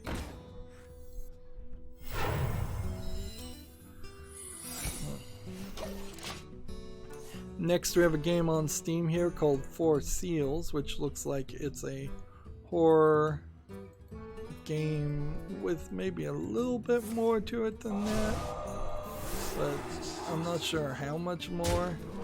A lot of this does seem like it is pretty much just a simplistic horror asset flip game.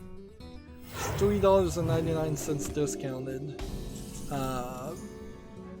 There's some art here that I think gives it a chance, so I'll put it on the fall list. The price isn't too high.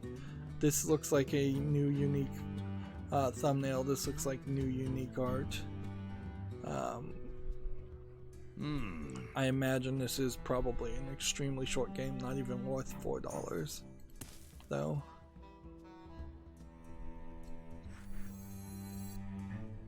Okay, redemption. And this. Reporting for duty. And attack here.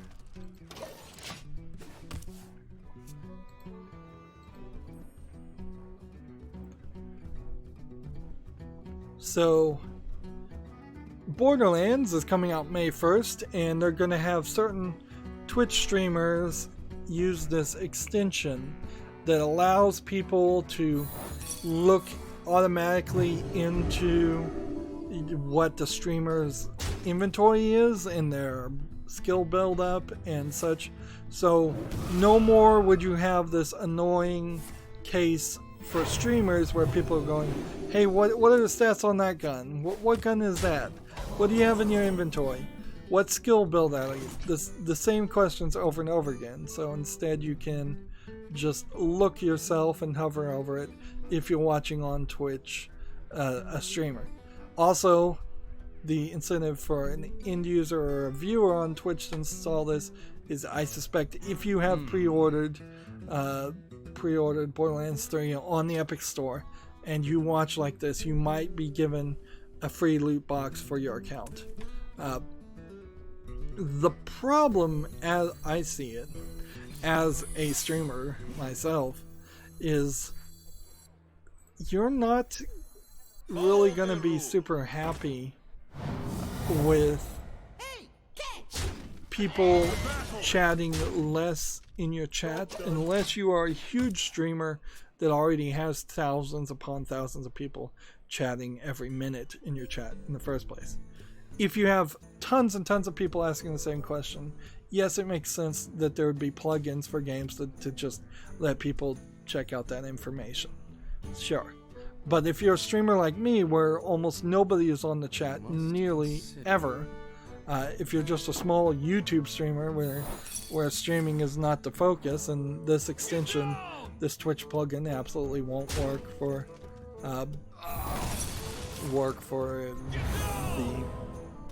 the YouTube streamers, I would love for 100 people to ask, hey, what gun are you using, and just be able to respond again, and just respond and just respond.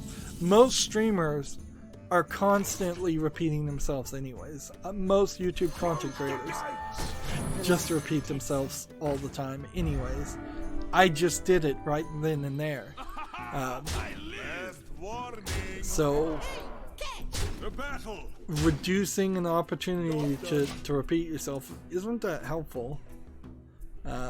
Here's the skill layout where you can look at that. Here's the things. Now I assume you have to own the game. You can have a shift code right now, but you can't be a VIP unless you pre-order Borderlands 3, and you can't pre-order Borderlands 3 without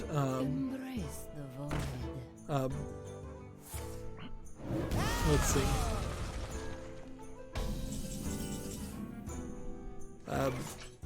Apparently, maybe you don't have to be a VIP, but yeah. I do have to applaud Gearbox in their effort here to hype up Borderlands 3. They are definitely doing what they should be doing to make that game a game where everybody is super hyped about it. Except for the one major problem that is way too big of a problem for people like me and a lot of other people, which is the Epic Store exclusivity.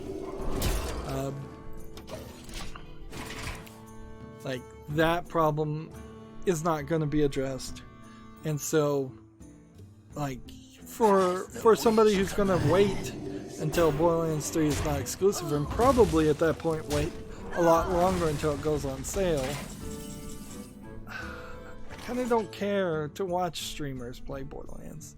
I'm not sure too many people in general want to watch streamers play Borderlands because it's going to be such a specifically unique experience for each player. I think a lot of people are going to play Borderlands 3 and not watch streamers play. Streaming wasn't at all as big of a thing, certainly, when Borderlands 2 or the Borderlands the pre-sequel even was out. Definitely not a thing when Borderlands 1 came out. So yeah, that's gonna be a issue. Speaking of issues,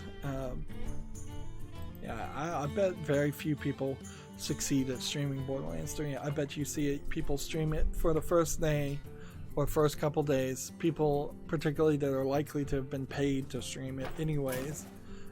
I wouldn't be surprised if you get somebody like Ninja streaming it for a few days, and then they either stop or they keep playing it because they enjoy it, but they fully acknowledge that they are getting very few views. I imagine a lot of people will just stop because I bet they're not going to get a lot of views. Now, here we are in a weird position, and this is just kind of how I want this to go going forward. We've done the daily quests for the European account. We haven't done the daily quests for the Americas account. And we are about a minute and 30 below an hour. So my alarm clock hasn't even gone off yet. But yeah, this is the point to break this up and move over to the Asian account and see if we can get the 2 daily quests done there. We may have games left over. We may have news left over. If that's the case, it'll be pretty easy to go back to the main account, the Americas account, and try and play some more games then. But for the moment, that's going to be it for this recording. As always, I ask you to like, share, subscribe, comment, and watch every second of my videos. If you want a friend to follow me on any social media sites, there's a whole bunch of links down below in the description box. And if you want to support me even further, there's a link to Patreon, or you can friend me on Steam and gift me a game off my wishlist. Thank you for watching. Have a good evening.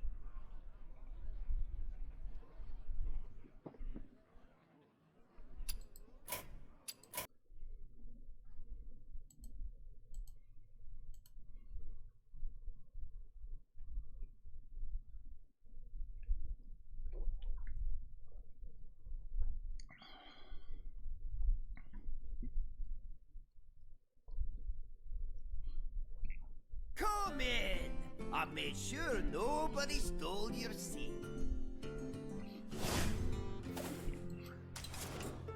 Hey everybody, this is Rydo, and we're back to another recording of Hearthstone. Today is Monday, April 29th. We're on the Asian account now. Oddly, we don't have 2 packs to open, which seems weird because I should have 2 packs open, but I guess I haven't been rewarded the second one yet. I wouldn't be surprised if I get rewarded another pack or 2 later on also. I doubt any of these cards are new, even on the Asian account where I have lesser cards. Let's see. Yep, 5 cards immediately just dusted for 40 dust, and we move on from that. So what do we need to do? We have 3 things. We have win 3 games with the Druid and Rogue. We've been struggling like crazy to try and win anything at all today. Paladin and Warrior. Let's try Druid and Rogue and Mage just to keep it varied. But it is definitely not been a good day. And since I just need to play cards, I'll play ranked on Mage. Just to make sure I've got 5 ranked victories. I'm pretty sure I've gotten 5 ranked victories over the course of the month. And then we kind of need to go through the news because there's a decent amount of news, and I don't see... We might have some left over if I'm not careful. So we've got this game on Steam called Squishy, which seems to be a puzzle game where the blocks automatically roll based on the symbols on them. And there's a cat that either you're trying to squish or a cat that is you're trying to avoid being squished. It seems like this, you're the cat and you're controlling the actions and changing what the tiles say, but this whole thing also seems very odd.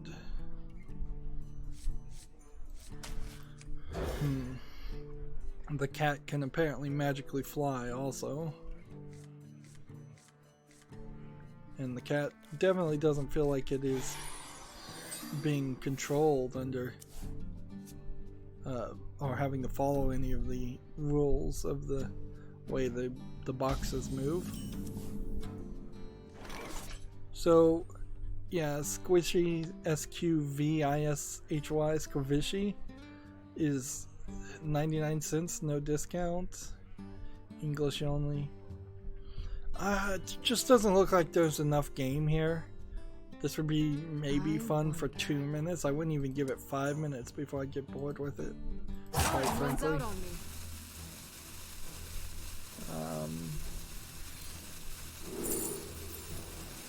There we go.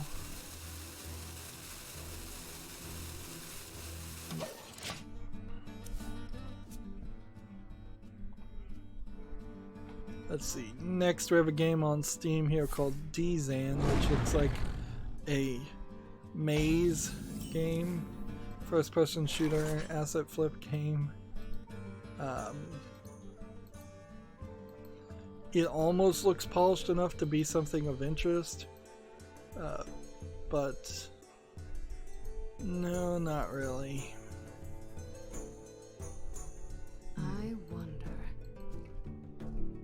See, early access for $8.99 with 10% off. Yeah.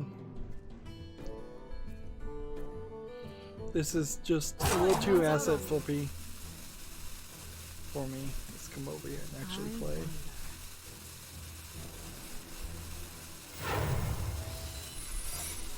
There we go.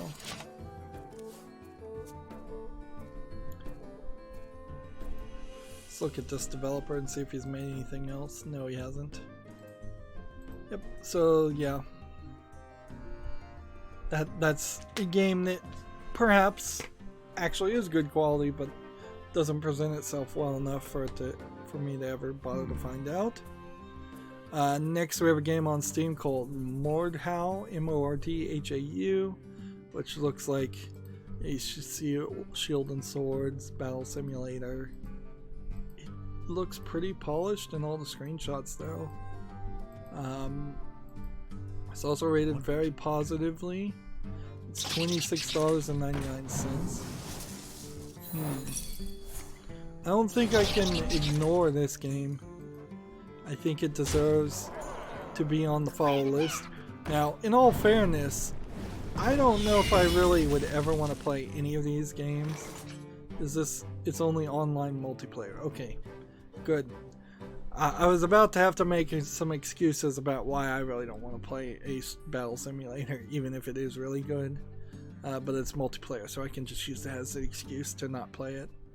However, if you do want to play multiplayer games, swords and cutting people's heads off, very graphic there.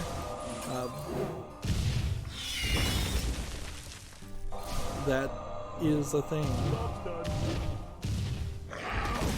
Mordhau seems to be a good choice, at least looks to be a good option.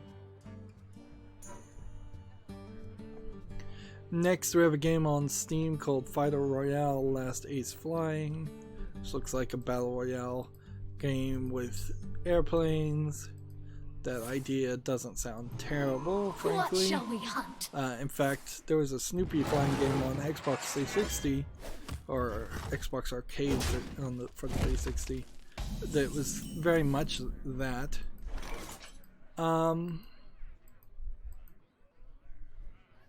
It's free to play, so the price is there. It's multiplayer only with in-app purchases. So if you want to check it out, it is free to play. I think there's a lack of polish here. I think you'd probably get bored after an hour or two. So try it out. Personally, I think I'd skip it just for the graphics because I am very, very picky on graphics quality.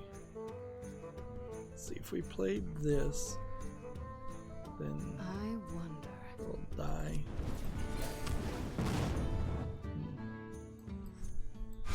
Science overwhelmed. Job's done. Let's see. Next, we have an article from Gamma Sutra. A Japanese mobile operator, Docomo, sinks $200 million into Magic Leap, which is interesting because the mixed reality Magic Leap, I have not heard anything about them for quite a long time. Apparently, they rolled out a headset last August, and I really have not heard of any software or anything that uses it. It is kind of its own proprietary world because you can't just simply add support to a Steam game for the Magic Leap. It feels like, I don't think I've ever seen a Steam game say it supports Magic Leap. So you probably have to make your software go on the Magic Leap store, and if you don't own a Magic Leap, then you don't have a clue how many games of interest are actually on that storefront. Mixed reality, including the Halo lens that Microsoft is working still on, does not seem like something that's going to succeed in gaming too much. Although Apple's tie-in with Legos might cause it to have a slightly interesting outcome. We hunger for vengeance. Someday I'll be just like you. Let's see. Next, we have a game on Steam called Road Homeward 2 River Trip. This looks like this is probably an on-rails boating game. It does not look particularly interesting. I think this might be the equivalent of a walking simulator on a boat. English is not supported. It's $2.39 discounted. It's a Russian-only game. Interesting. Yep, this to me definitely looks like an asset flip walking simulator. They can look really, really fancy, and still end up feeling awful. GameIndustry.biz has an article. A new contender has entered the fight against Epic stealing things, I suppose. Musician Leo Pellegrino sues Epic Games over alleged misappropriation of his identity. Pellegrino's, quote, trademark moves have become inseparable from his persona and his life story, argues the filing. This is a dance emote that apparently they put in. I wonder. So it's, let's see, more dance emotes from Fortnite have been stolen. See if we can jump to the part. So that the moving of the knees, the swinging back and forth. Okay, like there probably is a famous sax player. It's probably Leo Pellegrino that does these moves, and once again they've stolen it. I think there's a slight difference here in this filing than previous filings, in that it is not a claim of owning a copyright on the move. It is a claim of misrepresenting yourself to make a character move in the same way that is a unique movement to a specific person.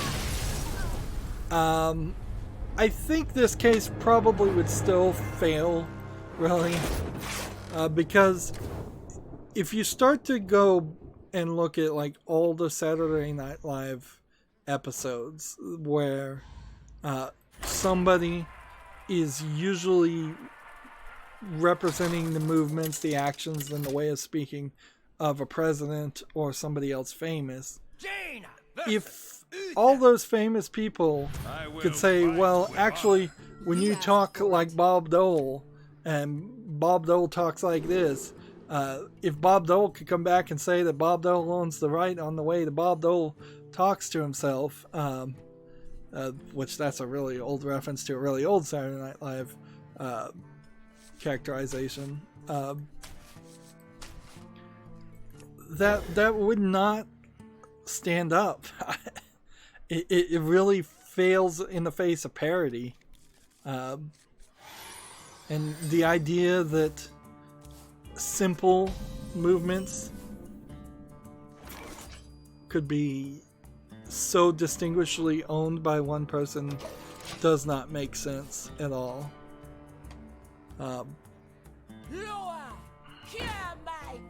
So yeah, this is another one of those court cases where people are suing because they're upset that totally and obviously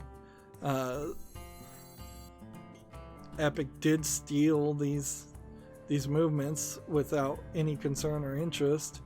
But unfortunately, the way the law is written, they are going to get away with that. That's just how that's going to happen.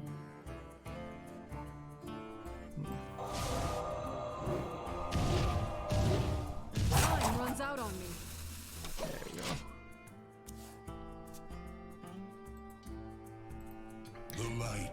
The case could potentially have been stronger if they were copying somebody who wasn't publicly known, but then if you're copying somebody who is not publicly known, they probably can't make the argument that they are known by these actions or by certain movements.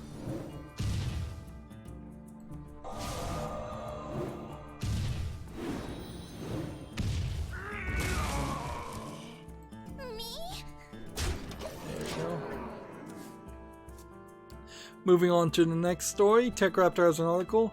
The first ever esports home game attracts over 9,000 attendees for the Dallas Fuel.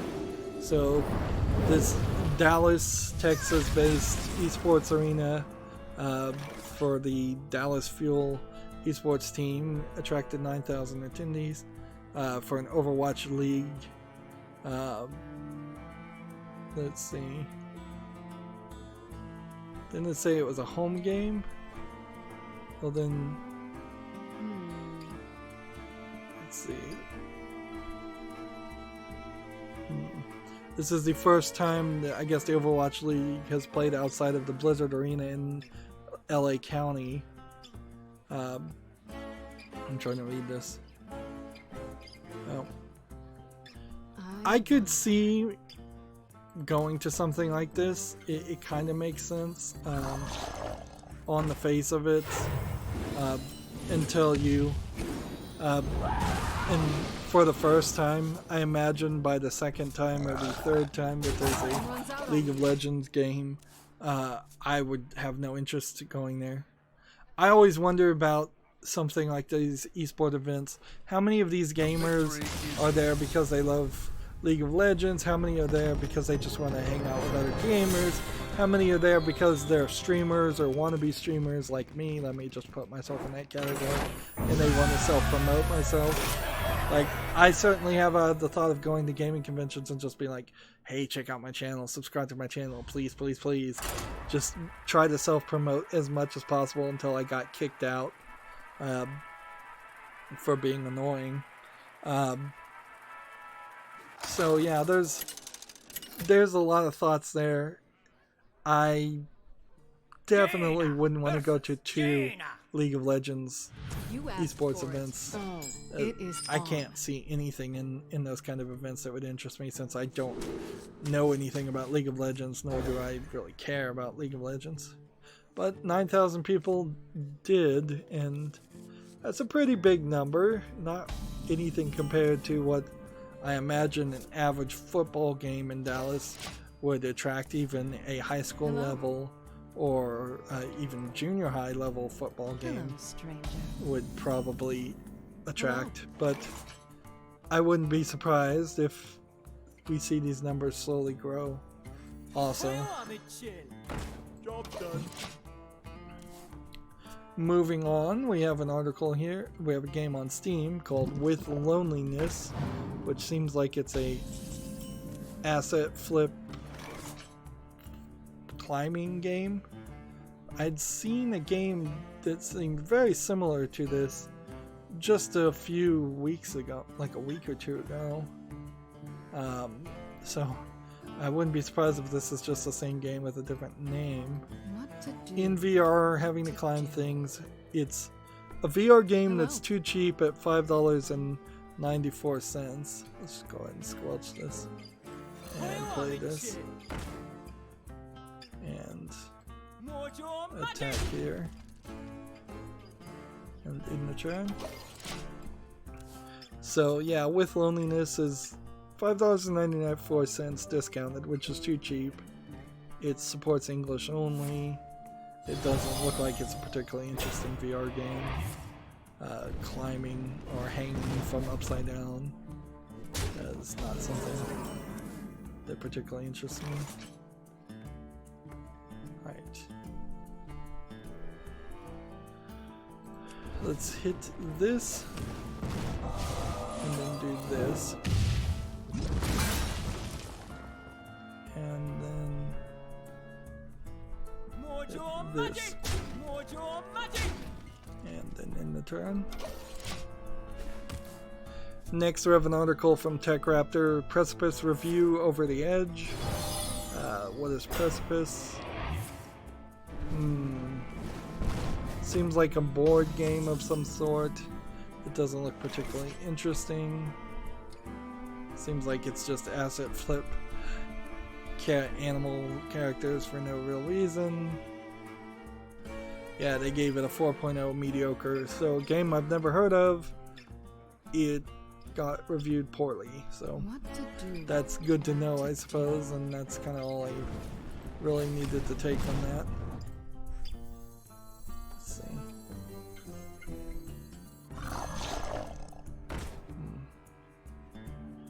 Let's do this. And then do this.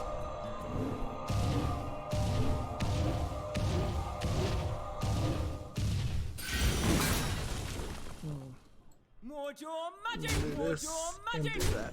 Time runs out on me. Gamma Sutra has the same article citing arbitration clauses, Riot moves to block employees' lawsuits. Of course, they're going to try and block a lawsuit. We talked about this longer. Arbitration clauses should not be legal, frankly, in my opinion, but they are. So, and this is lawsuits from employees are the one reason why arbitration clauses exist in the first place. I wonder.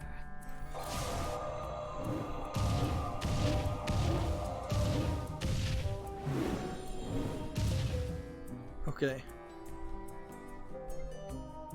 Freeze a minion and then do full damage to it, or draw cards. And then play this. I'll be just like you. I guess do this.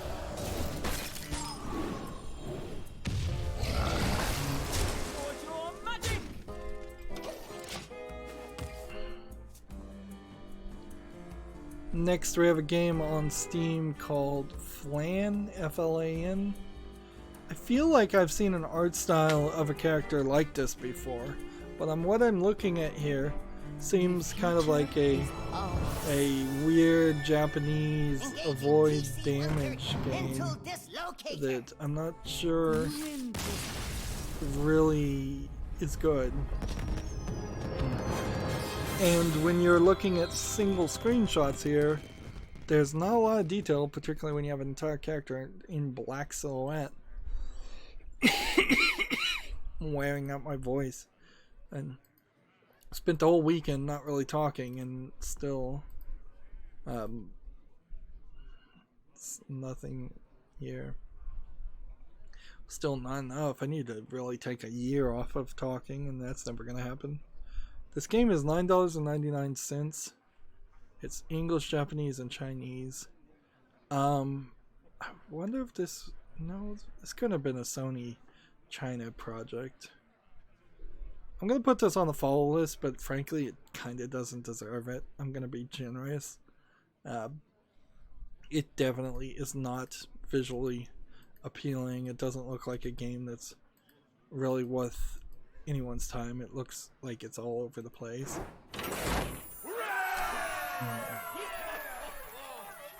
I need to play 7 more mage cards, and if I got another victory, that would be great. If I could get higher up in the ranking. I now see the end of the line as far as news, so not a ton more to say. Gamma Sutra has an article here. Project Cars developer fails to secure, quote, Madbox trademark for new console. Project Cars developer is Slightly Mad Studios. They were trying to get a trademark for Madbox for a recently announced VR-friendly game console, and it was eventually halted by the French studio Madbox.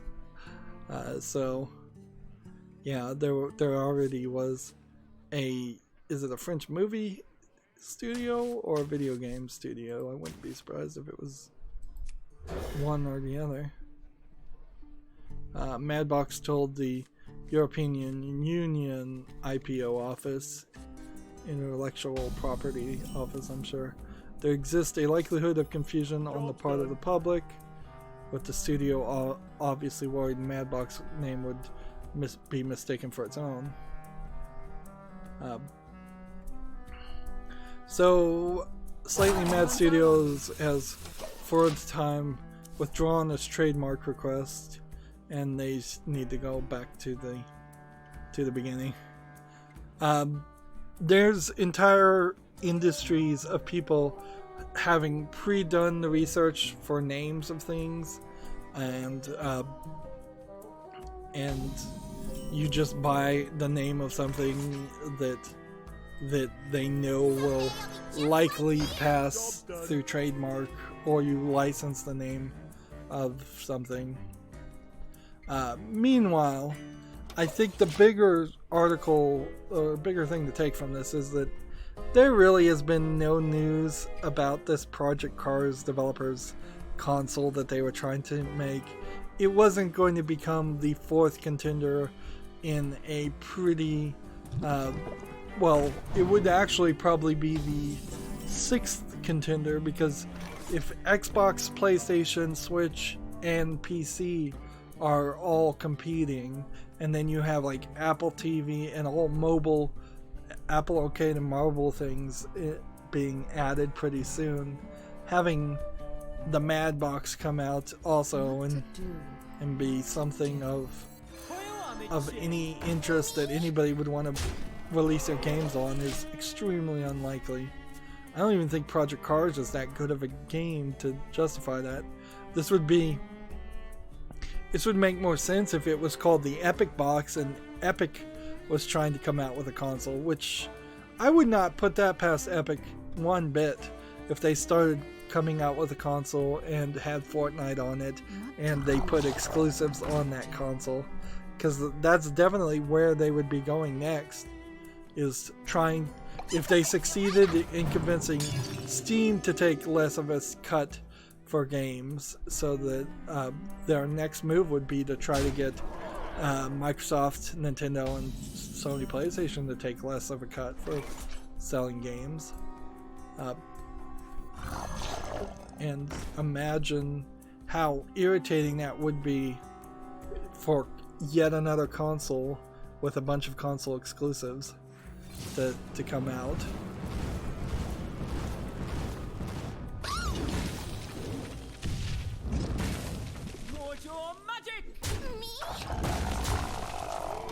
I played that wrong. I should have done the damage first.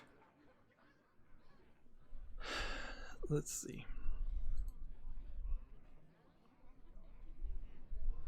Next, we have a game on Steam that's a bunch of Asian characters, but it says it's The Exorcist. I think this is a top-down twin-stick shooter, low-effort Chinese game. It's suffering from dark screenshot syndrome, where I can't really see anything. English is not supported. It's $4.99, and yes, it is Chinese. It says it's a puzzle game and an RPG game. What to do? Doesn't seem like What that. to It do. seems pretty obviously that it's a mobile port also. Let's see.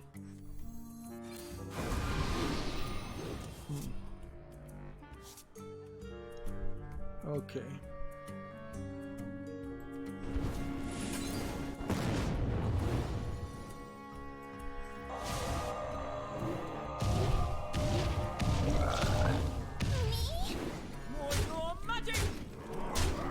Just gonna go ahead and play cards right now. Runs out on me. That way we get everything done. Gamma Sutra has the same article. Mojang donates $100,000 to water charity after Minecraft players rally to a cause. The Traveling Trader skin and map pack has been downloaded. Need to be downloaded 100,000 times. I imagine it probably already has. And is there a link?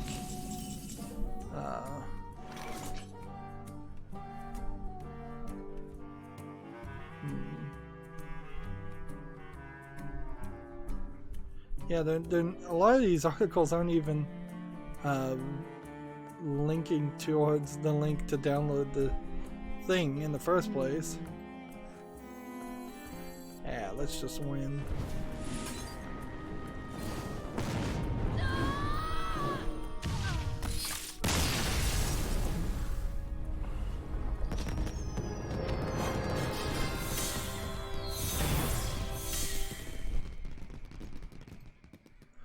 So the Mojang,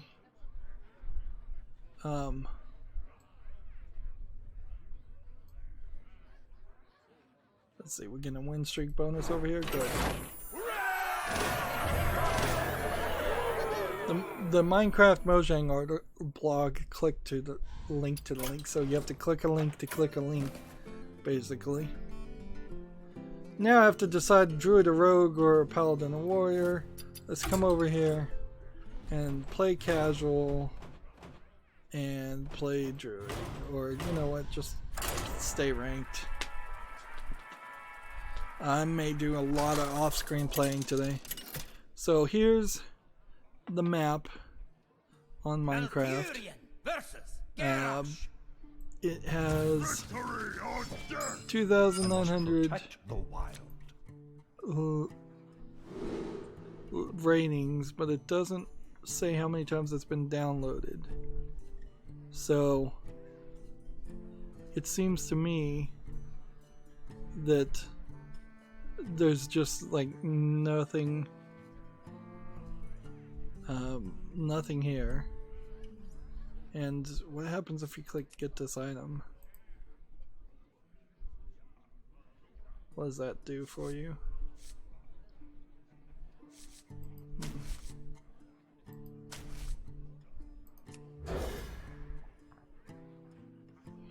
Well, it does nothing for me when you click get this item, because apparently it's trying to go to some website that's been blocked or something by my ad blocker.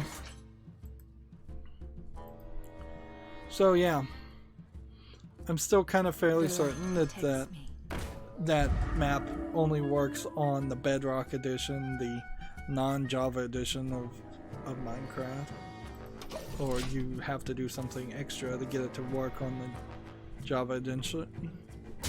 Moving on, we have a game here with a bunch of Asian character, and it says Yoni Rises. This looks like it is a probably Chinese horror walking simulator game.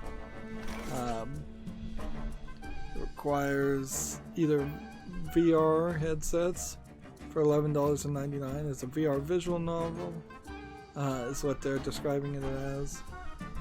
Yes, and it's English, Japanese, and Chinese, so I assume because it has full audio Japanese, I was wrong, and it actually is a Japanese visual novel.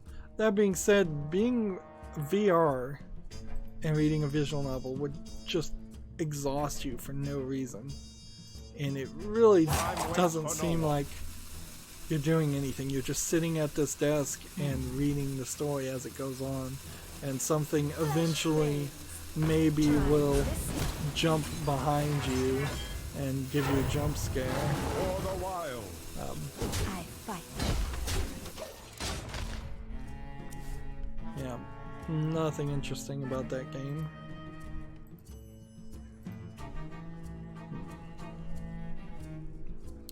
Next, Tech Raptor has an article here. Fade to Silence review, Tundra Tedium.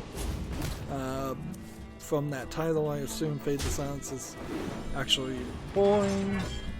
It's also yet another game I don't recognize and I haven't heard of. It doesn't feel like.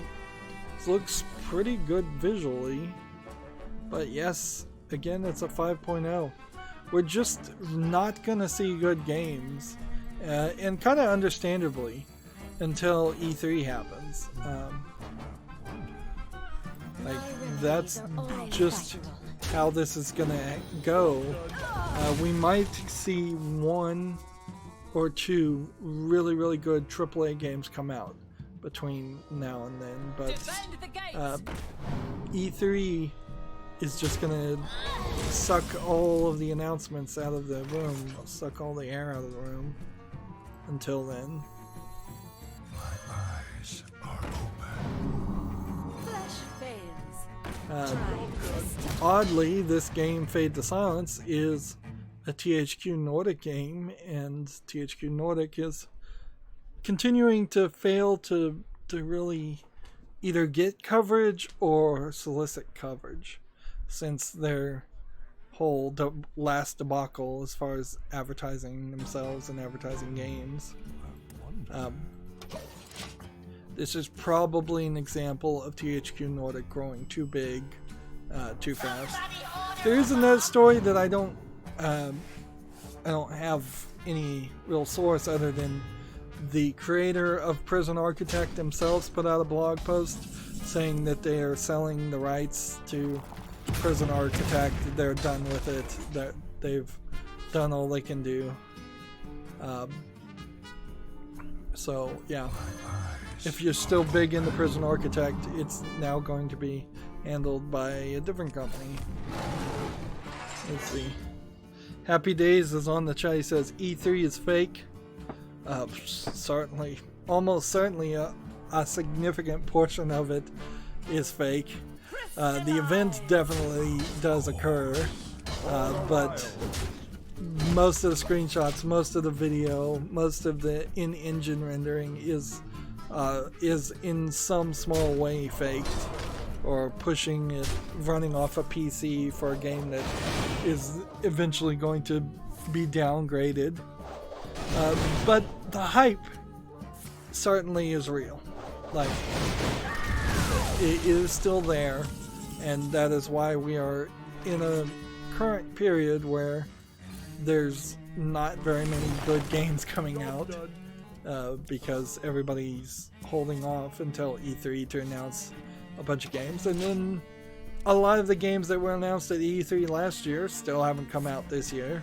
A lot of the games that will be announced at this E3 won't come out next year. I imagine there are a few games from 4 or 5 years ago that were announced at E3 or shown off at E3 and still are not available for purchase. How unexpected. Moving on to the next article, similar article, kind of. Gamma Sutra has it. Starbreeze sells the 10 Crowns publishing rights back to Mohawk Games. Starbreeze, I believe, is the publisher that is running out of money, frankly, and they're desperately trying to hold on to enough money for Psychonauts 2 to come out and publish that. Certainly Starbreeze suffered from the underwhelming Overkill's The Walking Dead game to come out. It's kind of funny that the zombie game that I think is probably most interesting so far in the past 6 months is the World War Z game, not a Walking Dead game, not the Telltale final season of The Walking Dead game, not Days Gone.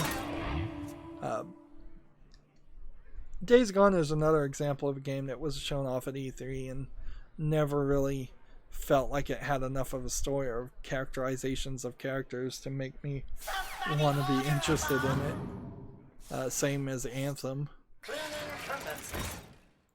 Let's see. Starbreeze also sold the publishing rights of System Shock 3. So they're just trying to save enough money to hold on until Double Fine finishes Psychonauts 2, I think, and then that will probably either save their company or more likely be the doom of their company. 1 damage. Restore.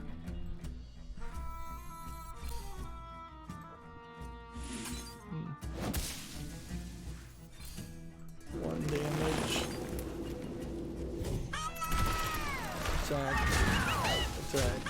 Attack.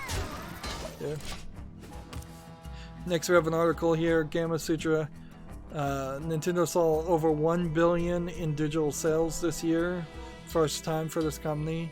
No duh, of course, Nintendo's had basically 0 digital sales up until this point. There was the eShop on like the 3DS, and that's kind of it. So it's not surprising that this is the biggest digital sales ever for Nintendo. Maybe a little surprising that it's over 1 billion, considering they're not really offering a lot on their eShop, but they're certainly offering enough, and Nintendo has embraced on the digital Switch side, particularly in embracing of a lot of visual novels. Visual novels sell very well, a lot better than most people think, and a lot of indie games that would not make sense to sell in physical formats, but make a lot of sense when it's just a download.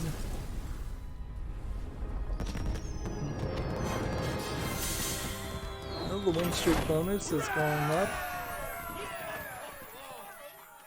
So if we can just get 2 more, we might even make it up to rank 17 before the end of the month.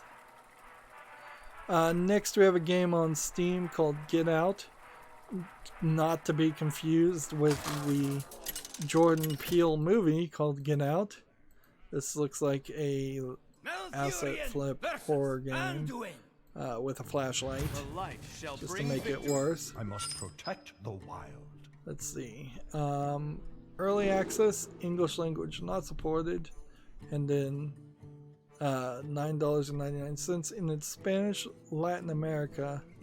So why is the name of the game Get Out then? Why is it not Vámonos, which would be Spanish for get out or leave? Like, why have an English title for a game that does not support English? That makes no sense at all. Other than you are trying to make market confusion, which I assume that is exactly what they are trying to do. Although, it's very questionable how many people would legitimately confuse a movie for a video game. But I could see a lot of people thinking a video game is a movie tie-in to... The light protects me. But most people in video games who play video games these days realize that there are very few movie tie-in games that come out. Someone injured? Moving on, we have a game on Steam called Deep Race Space, which visually doesn't look very appealing. We've seen a lot of these hover ships, F-Zero style racing games. There's nothing here special. The color palette is pretty ugly. They want $1.19 discounted, which tells you that it is a particularly low quality game. I would imagine that it's pretty short and has very few cars and tracks and options like that. Let's see. Next we have a game on Steam called Silent Gentleman, which looks like it's an RPG Maker style game. Yep, and like most RPG Maker style games, it's not interesting in one bit. $1.19 discounted. English only as the language. Let's see. For the wild.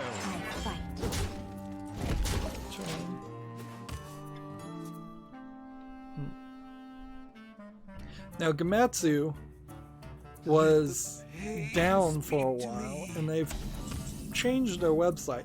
Before they had all these ads at the top showing other articles. Seems like they've gotten rid of that, which is quite nice and cleans up their website quite a bit. But they don't have a lot to say as far as news today. It's also, I think, Japanese Golden Week, or the weekend was Japanese Golden Week, or last week was Japanese Golden Week. So that would also explain a lot as far as why there's not a lot of Gamatsu articles. But they do have one. Figment is coming to the PS4 on May 14th. I'm pretty sure Figment is a point-and-click adventure game. Musical adventure game. It came out on the PC on September 2017. And it seems like Gamatsu has changed their website, or at least when you're zoomed in, it's more reactive.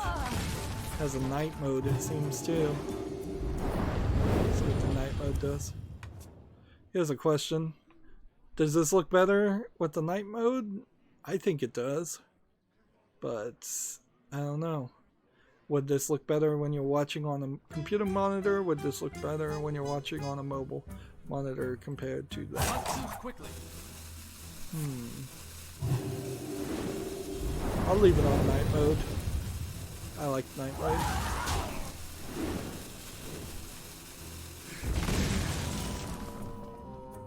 Let's see. For the wild. I have like nothing I can do because I don't have any minions to summon. Moving on, TechRaptor has an article. My time at Porsche update for consoles is adding more PC features soon. I'm still fairly certain my time at Porsche is more of a Stardew Valley and Minecraft clone than it really should be, and I'm not really interested in it because of that.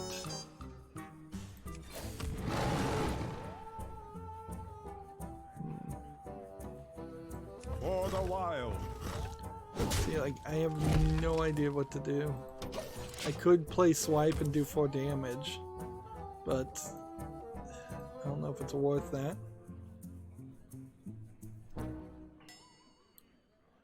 Let's see. GameIndustry.biz has an article here. PlayStation Now downloads get double the playtime of streamed games. Sony's on-demand service has 700,000 subscribers, and many of them are choosing downloads over streams. Downloads were added a few months ago to PlayStation Now, and I think most people very quickly and very obviously realize that yes, it is better by far to stream, to download a game and not have an increased load time and increased frustration and lower quality compared to streaming, where the only time I would really stream a game is if I was just testing it out. I'd stream something for like one level, but then I'd also be playing games in a very different way from the way I usually play games, because what I usually do when I play games is pretty much guarantee that I'm going to play it from beginning to end. So yeah, I don't see a real use for streaming, and it seems like nearly double, well, over double the number of people with PlayStation Now agree with that concept, and they would just like to download it once and play the whole game and not have to worry about using their bandwidth. I'm a very atypical case here, but I at times embrace not just the second screens where I'm playing a game and have maybe something going on my phone, but I have like a second smart TV in my setup that I use for streaming. But when I'm not using it for streaming, sometimes I've got like my cable TV going, watching cable TV, and something streaming on Netflix, and something streaming on YouTube on my cell phone, and something else might be going on somewhere else too. I don't do that when I'm gaming per se, but I keep my bandwidth 100% used a lot of times. So it would be really annoying to other people using my bandwidth, or even me, if I was streaming a game and taking all the bandwidth from my entire house. Moving on, Gamma Sutra has an article. PS4 software sales up at Sony as hardware decline continues. Sony's really, I don't think they can pivot away from being a hardware developer. Sony in general, they still have to make TVs, they still have to make Blu-ray players, they still have to make electronics. If they get away from all of that, I don't think there's enough that Sony would make at that point to justify Sony existing.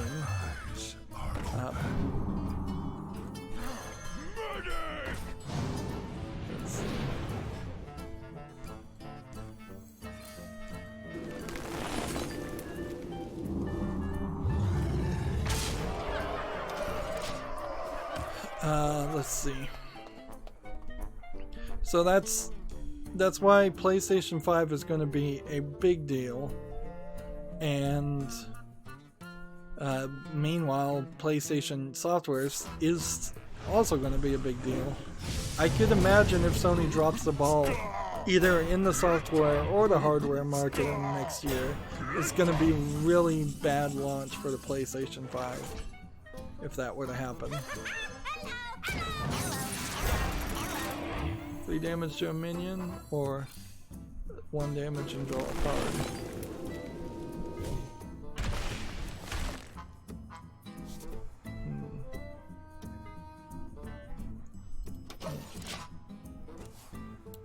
Next, we have a game on Steam here called Bax, which is just an Arkanoid clone, Brickbreaker clone, low effort. Seen so many of these. I was speculating that Steam might be talking to more people and telling them, look, your game is not going to sell. It's just too low effort. Clearly, Arkanoid clones are still acceptable. We see them on at least a weekly basis. 99 cents with no discount, and then 100 achievements. Clearly this is an achievement game, and it's not really getting flagged for being an achievement game.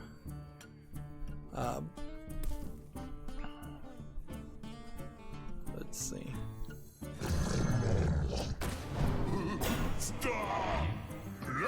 Fails. Try this time. I can't kill any of these guys though. I'm gonna have to. I would have to do. Let's see. This.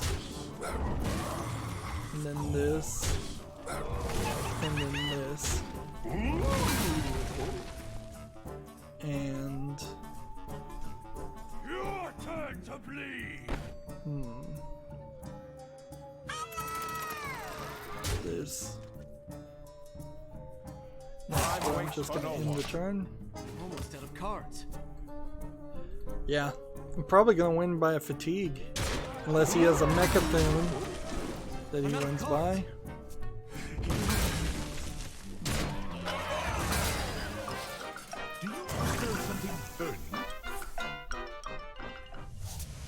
What? What is this card? If your deck has empty, summon 6/6 Greasefire Elementals. 666. It's the Mark of the Beast. 666.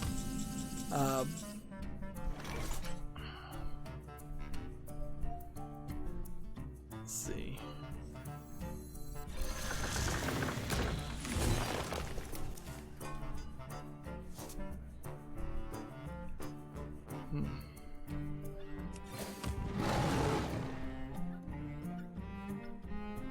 Why is this 0 attack and why is this 0 attack?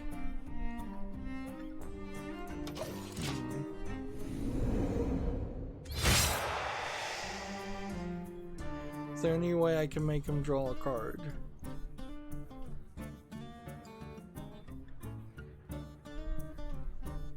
I have like 12 cards to go.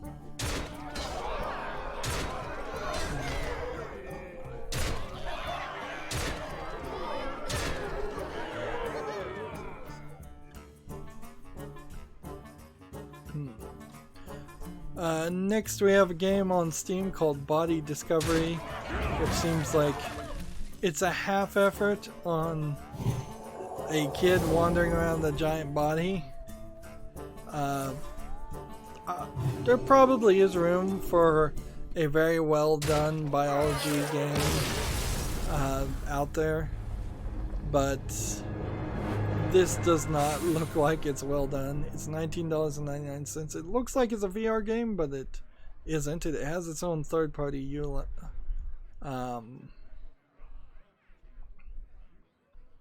So yeah, there's just not enough quality here to justify that price from what it looks visually.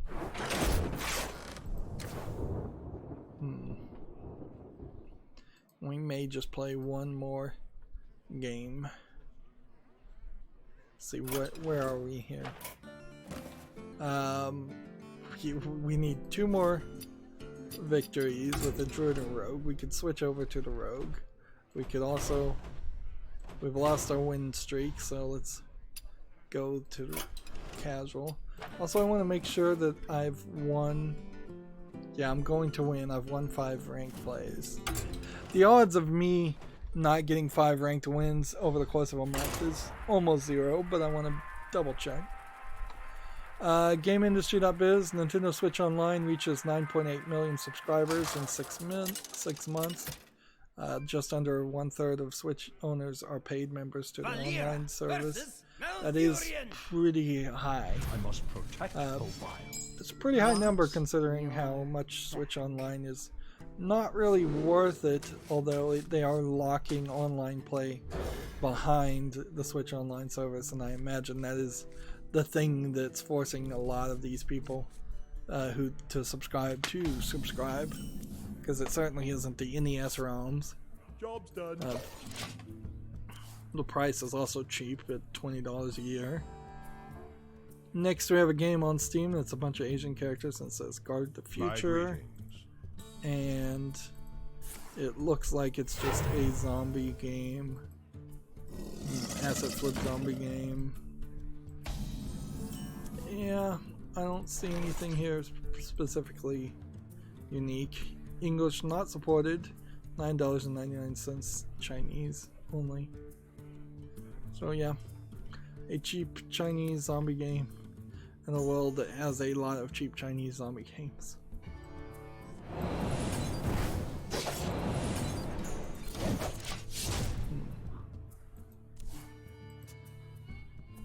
Only a few more games left to cover, and then I could go back to my Twitter feed and see if anything new came out, but I wouldn't be surprised if very little did. Next we have a game on Steam called The Garden Pub. This doesn't look terrible, but what is the actual game?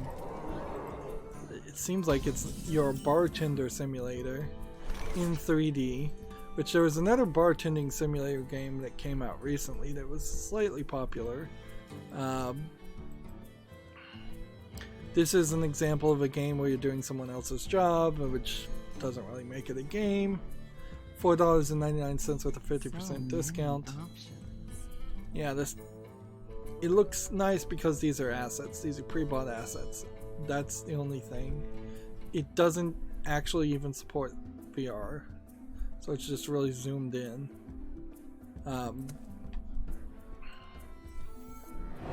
So yeah, I don't see anything there I like as far as quality product.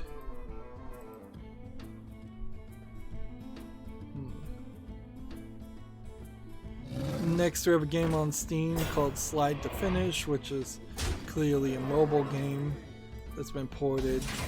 It's just a draw a line physics game.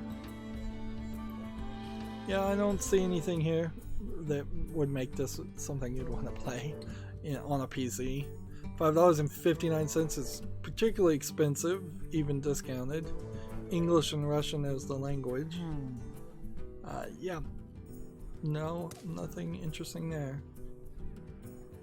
Alright.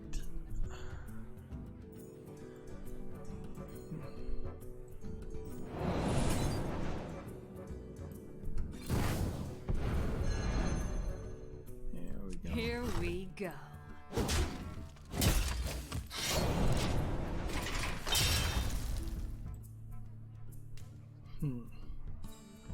Next, we have a game on Steam called Logistical 2 France. We've seen some of these logistical games before. It's a simulator of running some kind of logistics software that I think very possibly actually is a logistics software that they're just trying to sell as a game. But again, you're doing somebody's job, and a boring job at that case. This is $8.49 discounted. Even if you were obsessed with logistics, you should not be playing any of the logistical games, in my opinion. Let's see. Overkill. Good tickets don't come cheap. Turn.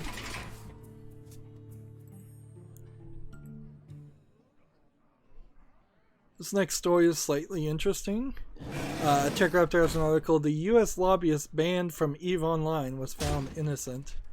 Earlier this month, U.S. lobbyist Brian Schoenman received a permanent. I assume this was supposed to be permaban and got corrected to permanent from EVE Online under allegations of in-game corruption. Now, developer CCP have finished reviewing the information and are rolling back Schuman's ban. So claiming in-game corruption would potentially be liable and slanderous. I wonder if he threatened to sue them and they backed down specifically because of that, or if they actually investigated and found him to be innocent. It's slightly unbelievable that a politician would be innocent of any accusation in the United States these days, but it is possible.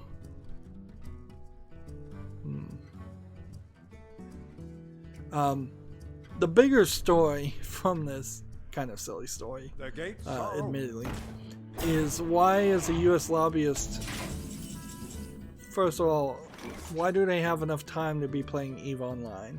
Second of all, a bigger question, why are lobbyists allowed to exist at all? That's a great question I think everybody should ask. It's just like, how about we just make it illegal to be a lobbyist? That would be better for society. Here we go.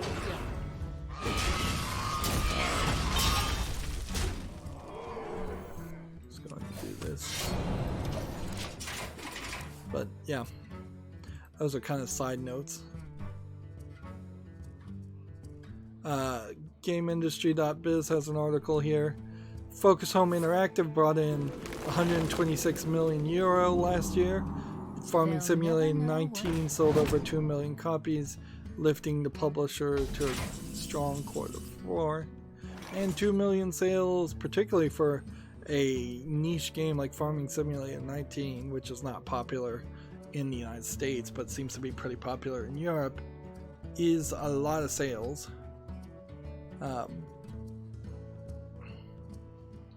And Saber Interactive's World War Z apparently is also a subsidiary of Focus Home Interactive, apparently. And, well, they published Saber Interactive's World War Z, so that game sounds like it's The light protects me. pretty good too. This guy's toast. So I wouldn't be surprised if they see even stronger sales Here we go. in the next quarter. But I also wouldn't be surprised if a lot of people just discount World War Z and don't play it because it just feels and looks like a Left 4 Dead 2 or Left 4 Dead They'll 3, never know what. or just people don't get enough advertising for it. There definitely hasn't been a lot of ads. There's been tons of Borderlands 3 ads on YouTube. I see it all the time, and I'm like, you really don't need to be advertising that game this much. People know it's coming out. Hey, lights out. But there have Hey, definitely lights out. been a lot of other games that aren't being advertised as much as they should be.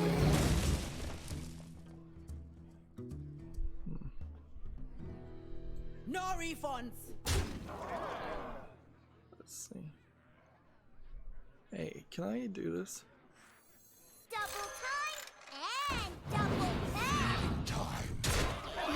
Here we go. Nice. Job's done. Tech Raptor has an article here. Sink or swim, how is Sea of Thieves 1 year later? The question is the answer, pretty much, because nobody's playing Sea of Thieves.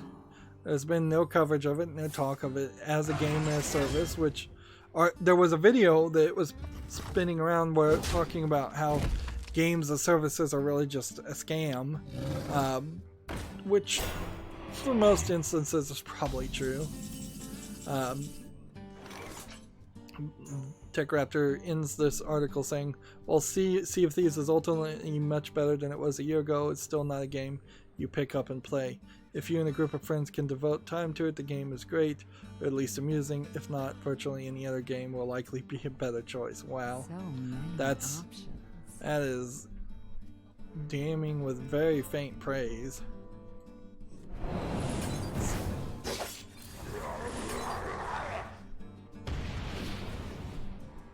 Alright. No breaks. No refunds.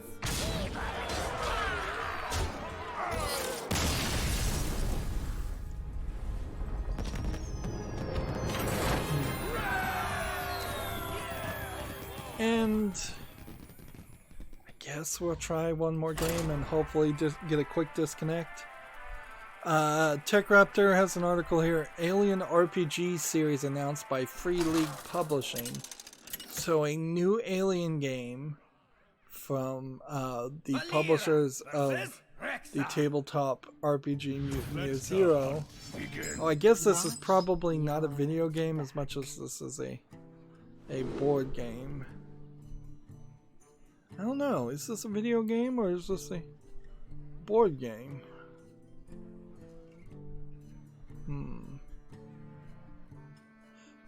It's a tabletop board game. Okay, that explains it. It would be very weird for there to be a new Alien video game coming out this far away from the next Alien movie. And there's a lot of controversy on some of the older Alien games being particularly bad. A lot of that has to do with potentially Gearbox's mishandling of like Alien Colonial Marines.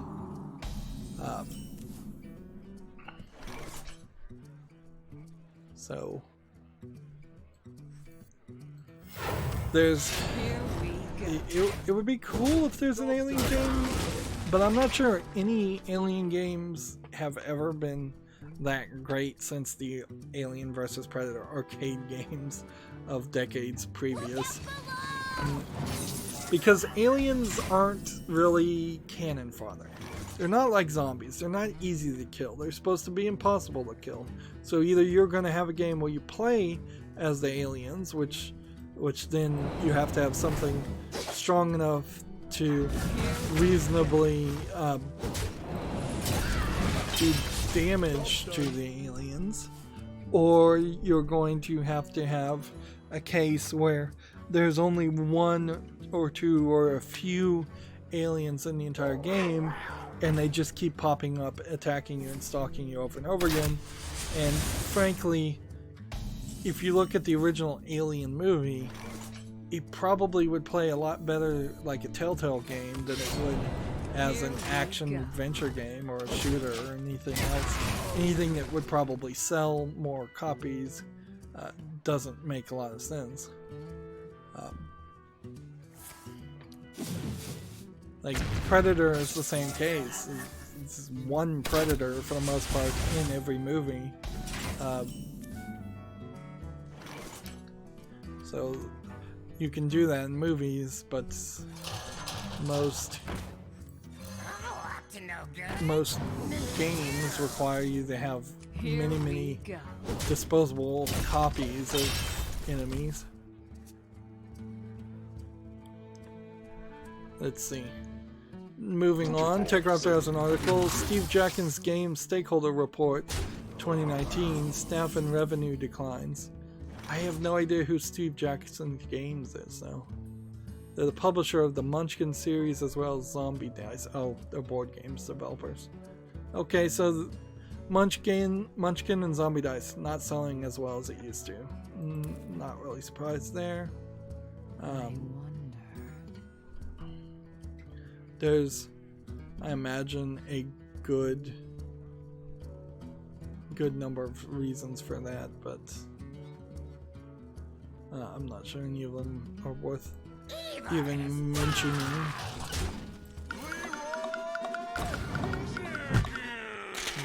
Time's up. Let's do this.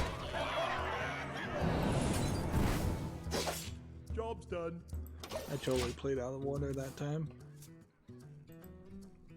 Yeah, tabletop board games and dice games, they were getting some promotion from Geek and Sundry back when Geek and Sundry first started, and they were popular or getting promoted a lot as being super popular. But I personally was watching those videos and getting kind of hyped on things like Munchkin, but then I never had anybody that was actually physically around me that would want to play that and know how to play that, so it kind of never had that opportunity. I think we can just wrap up here and I'll just play off screen. TechRaptor has an article here we kind of talked about before. Mortal Kombat 11 update to ease Towers of Time and gift free currency. I still think there's nobody on any side of the argument really talking about the gameplay of Mortal Kombat 11. So it kind of failed to be a good fighting game for that reason. Gamma Sutra has an article, Get a Job, Pixar Animation Studios, Fox Next Games and more are hiring. So if you want to be a level designer at House Marquee in Helsinki, or a QA tester at Camouflage in Bellevue, Washington, or an art director at Stardock Systems in Plymouth, Michigan, or an animation tool software engineer in Emeryville, California for Pixar, or a senior narrative designer for Fox Nest at San Jose. All of those jobs are listed, where you could research them and almost certainly find out you're not qualified for most of them. This is TechRaptor talking about more tabletop games, but I wanted to point it out anyways. Sailor Moon Crystal tabletop games coming from Japan Anime Games this year. So what would have almost certainly been a exclusive to Japan is getting translated and coming over. Well, there's a tabletop game of Sailor Moon Crystal, the remake that's, I think, only slightly better than the original Sailor Moon cartoon series for little kids, little girls, mostly. Yeah, I'm not sure that anybody who's seen Sailor Moon Crystal in the West particularly would also want to play the board game, but then I bet there are a decent number of collectors out there. Gamma Sutra has an article. PlayStation Now has 700,000 subscribers. That's a pretty decent number of subscribers. We've talked a lot about PlayStation today because I imagine there was a shareholder meeting and they announced a bunch of numbers, and then the news sites broke those numbers into 3 or 4 different sites. GameIndustry.biz has the same article, right? It says women waived the right to sue when they were hired because they signed an arbitration clause. Personally, I think I would just probably see if I was getting a job somewhere, I think I probably would like refuse to sign arbitration clauses and things like that and just not get hired at all, and I'd just be like, fine, don't hire me, I don't care. If this is how you want to start, the foot you want to start off with, I don't want to do business with you, I don't want to work for you. And frankly, pretty much every day that is my attitude. There is a million companies out there that I do not want to work for because I know that they are so built around the idea of abusing their employees and using their employees. Of course, there's very, very few companies that aren't built around that, unfortunately. Gamma Sutra has an article. Nintendo saw over $1 billion in digital sales this year, company first. I think we already talked about that article.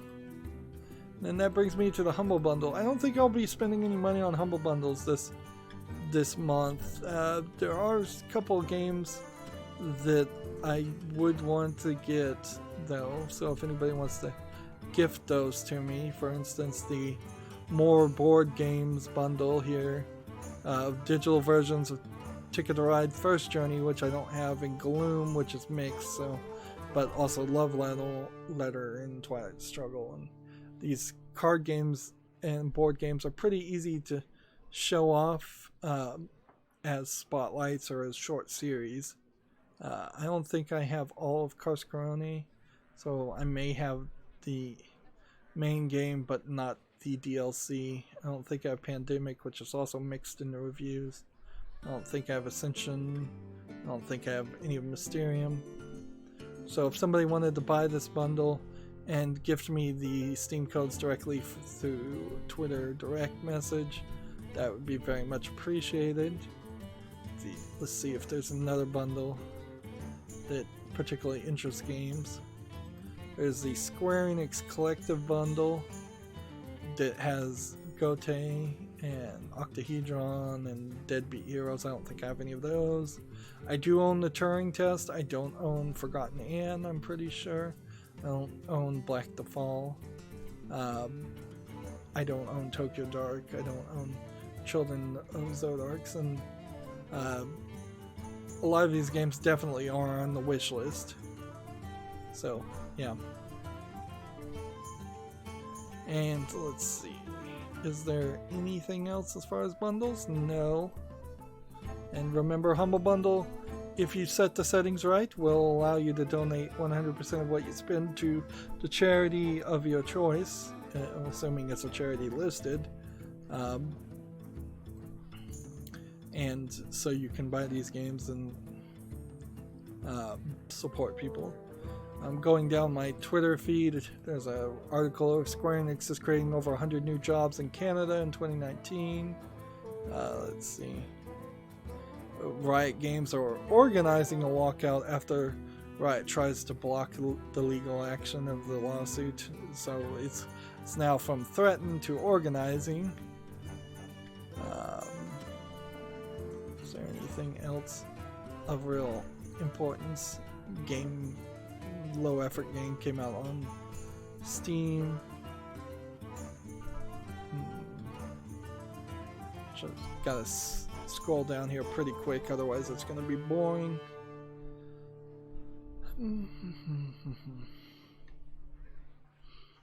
The Capcom publisher sale on Steam is slightly interesting, but there's definitely a lot of Capcom games that are still probably too expensive or not on sale at all. Yeah, I think that's pretty much it. Yeah, I'm not even seeing any other bits of news. So we've gone 3 hours, and there's just a ton of stuff I'm gonna have to do. I'm gonna have to play offline and get a Druid and Rogue victory on the Asian account. I'm gonna have to play offline on the Americas account, and I believe get 2 victories, if not more, with like the Shaman and the Warlock. Anyways, that's going to be it for this stream and this recording. As always, I ask you to like, share, subscribe, comment, and watch every second of my videos. If you want a friend to follow me on any social media sites, there's a whole bunch of links down below in the description box. And if you want to support me even further, you can support me through a link to Patreon, or you can friend me on Steam and gift me a game off my wishlist. Thank you for watching. Have a good evening.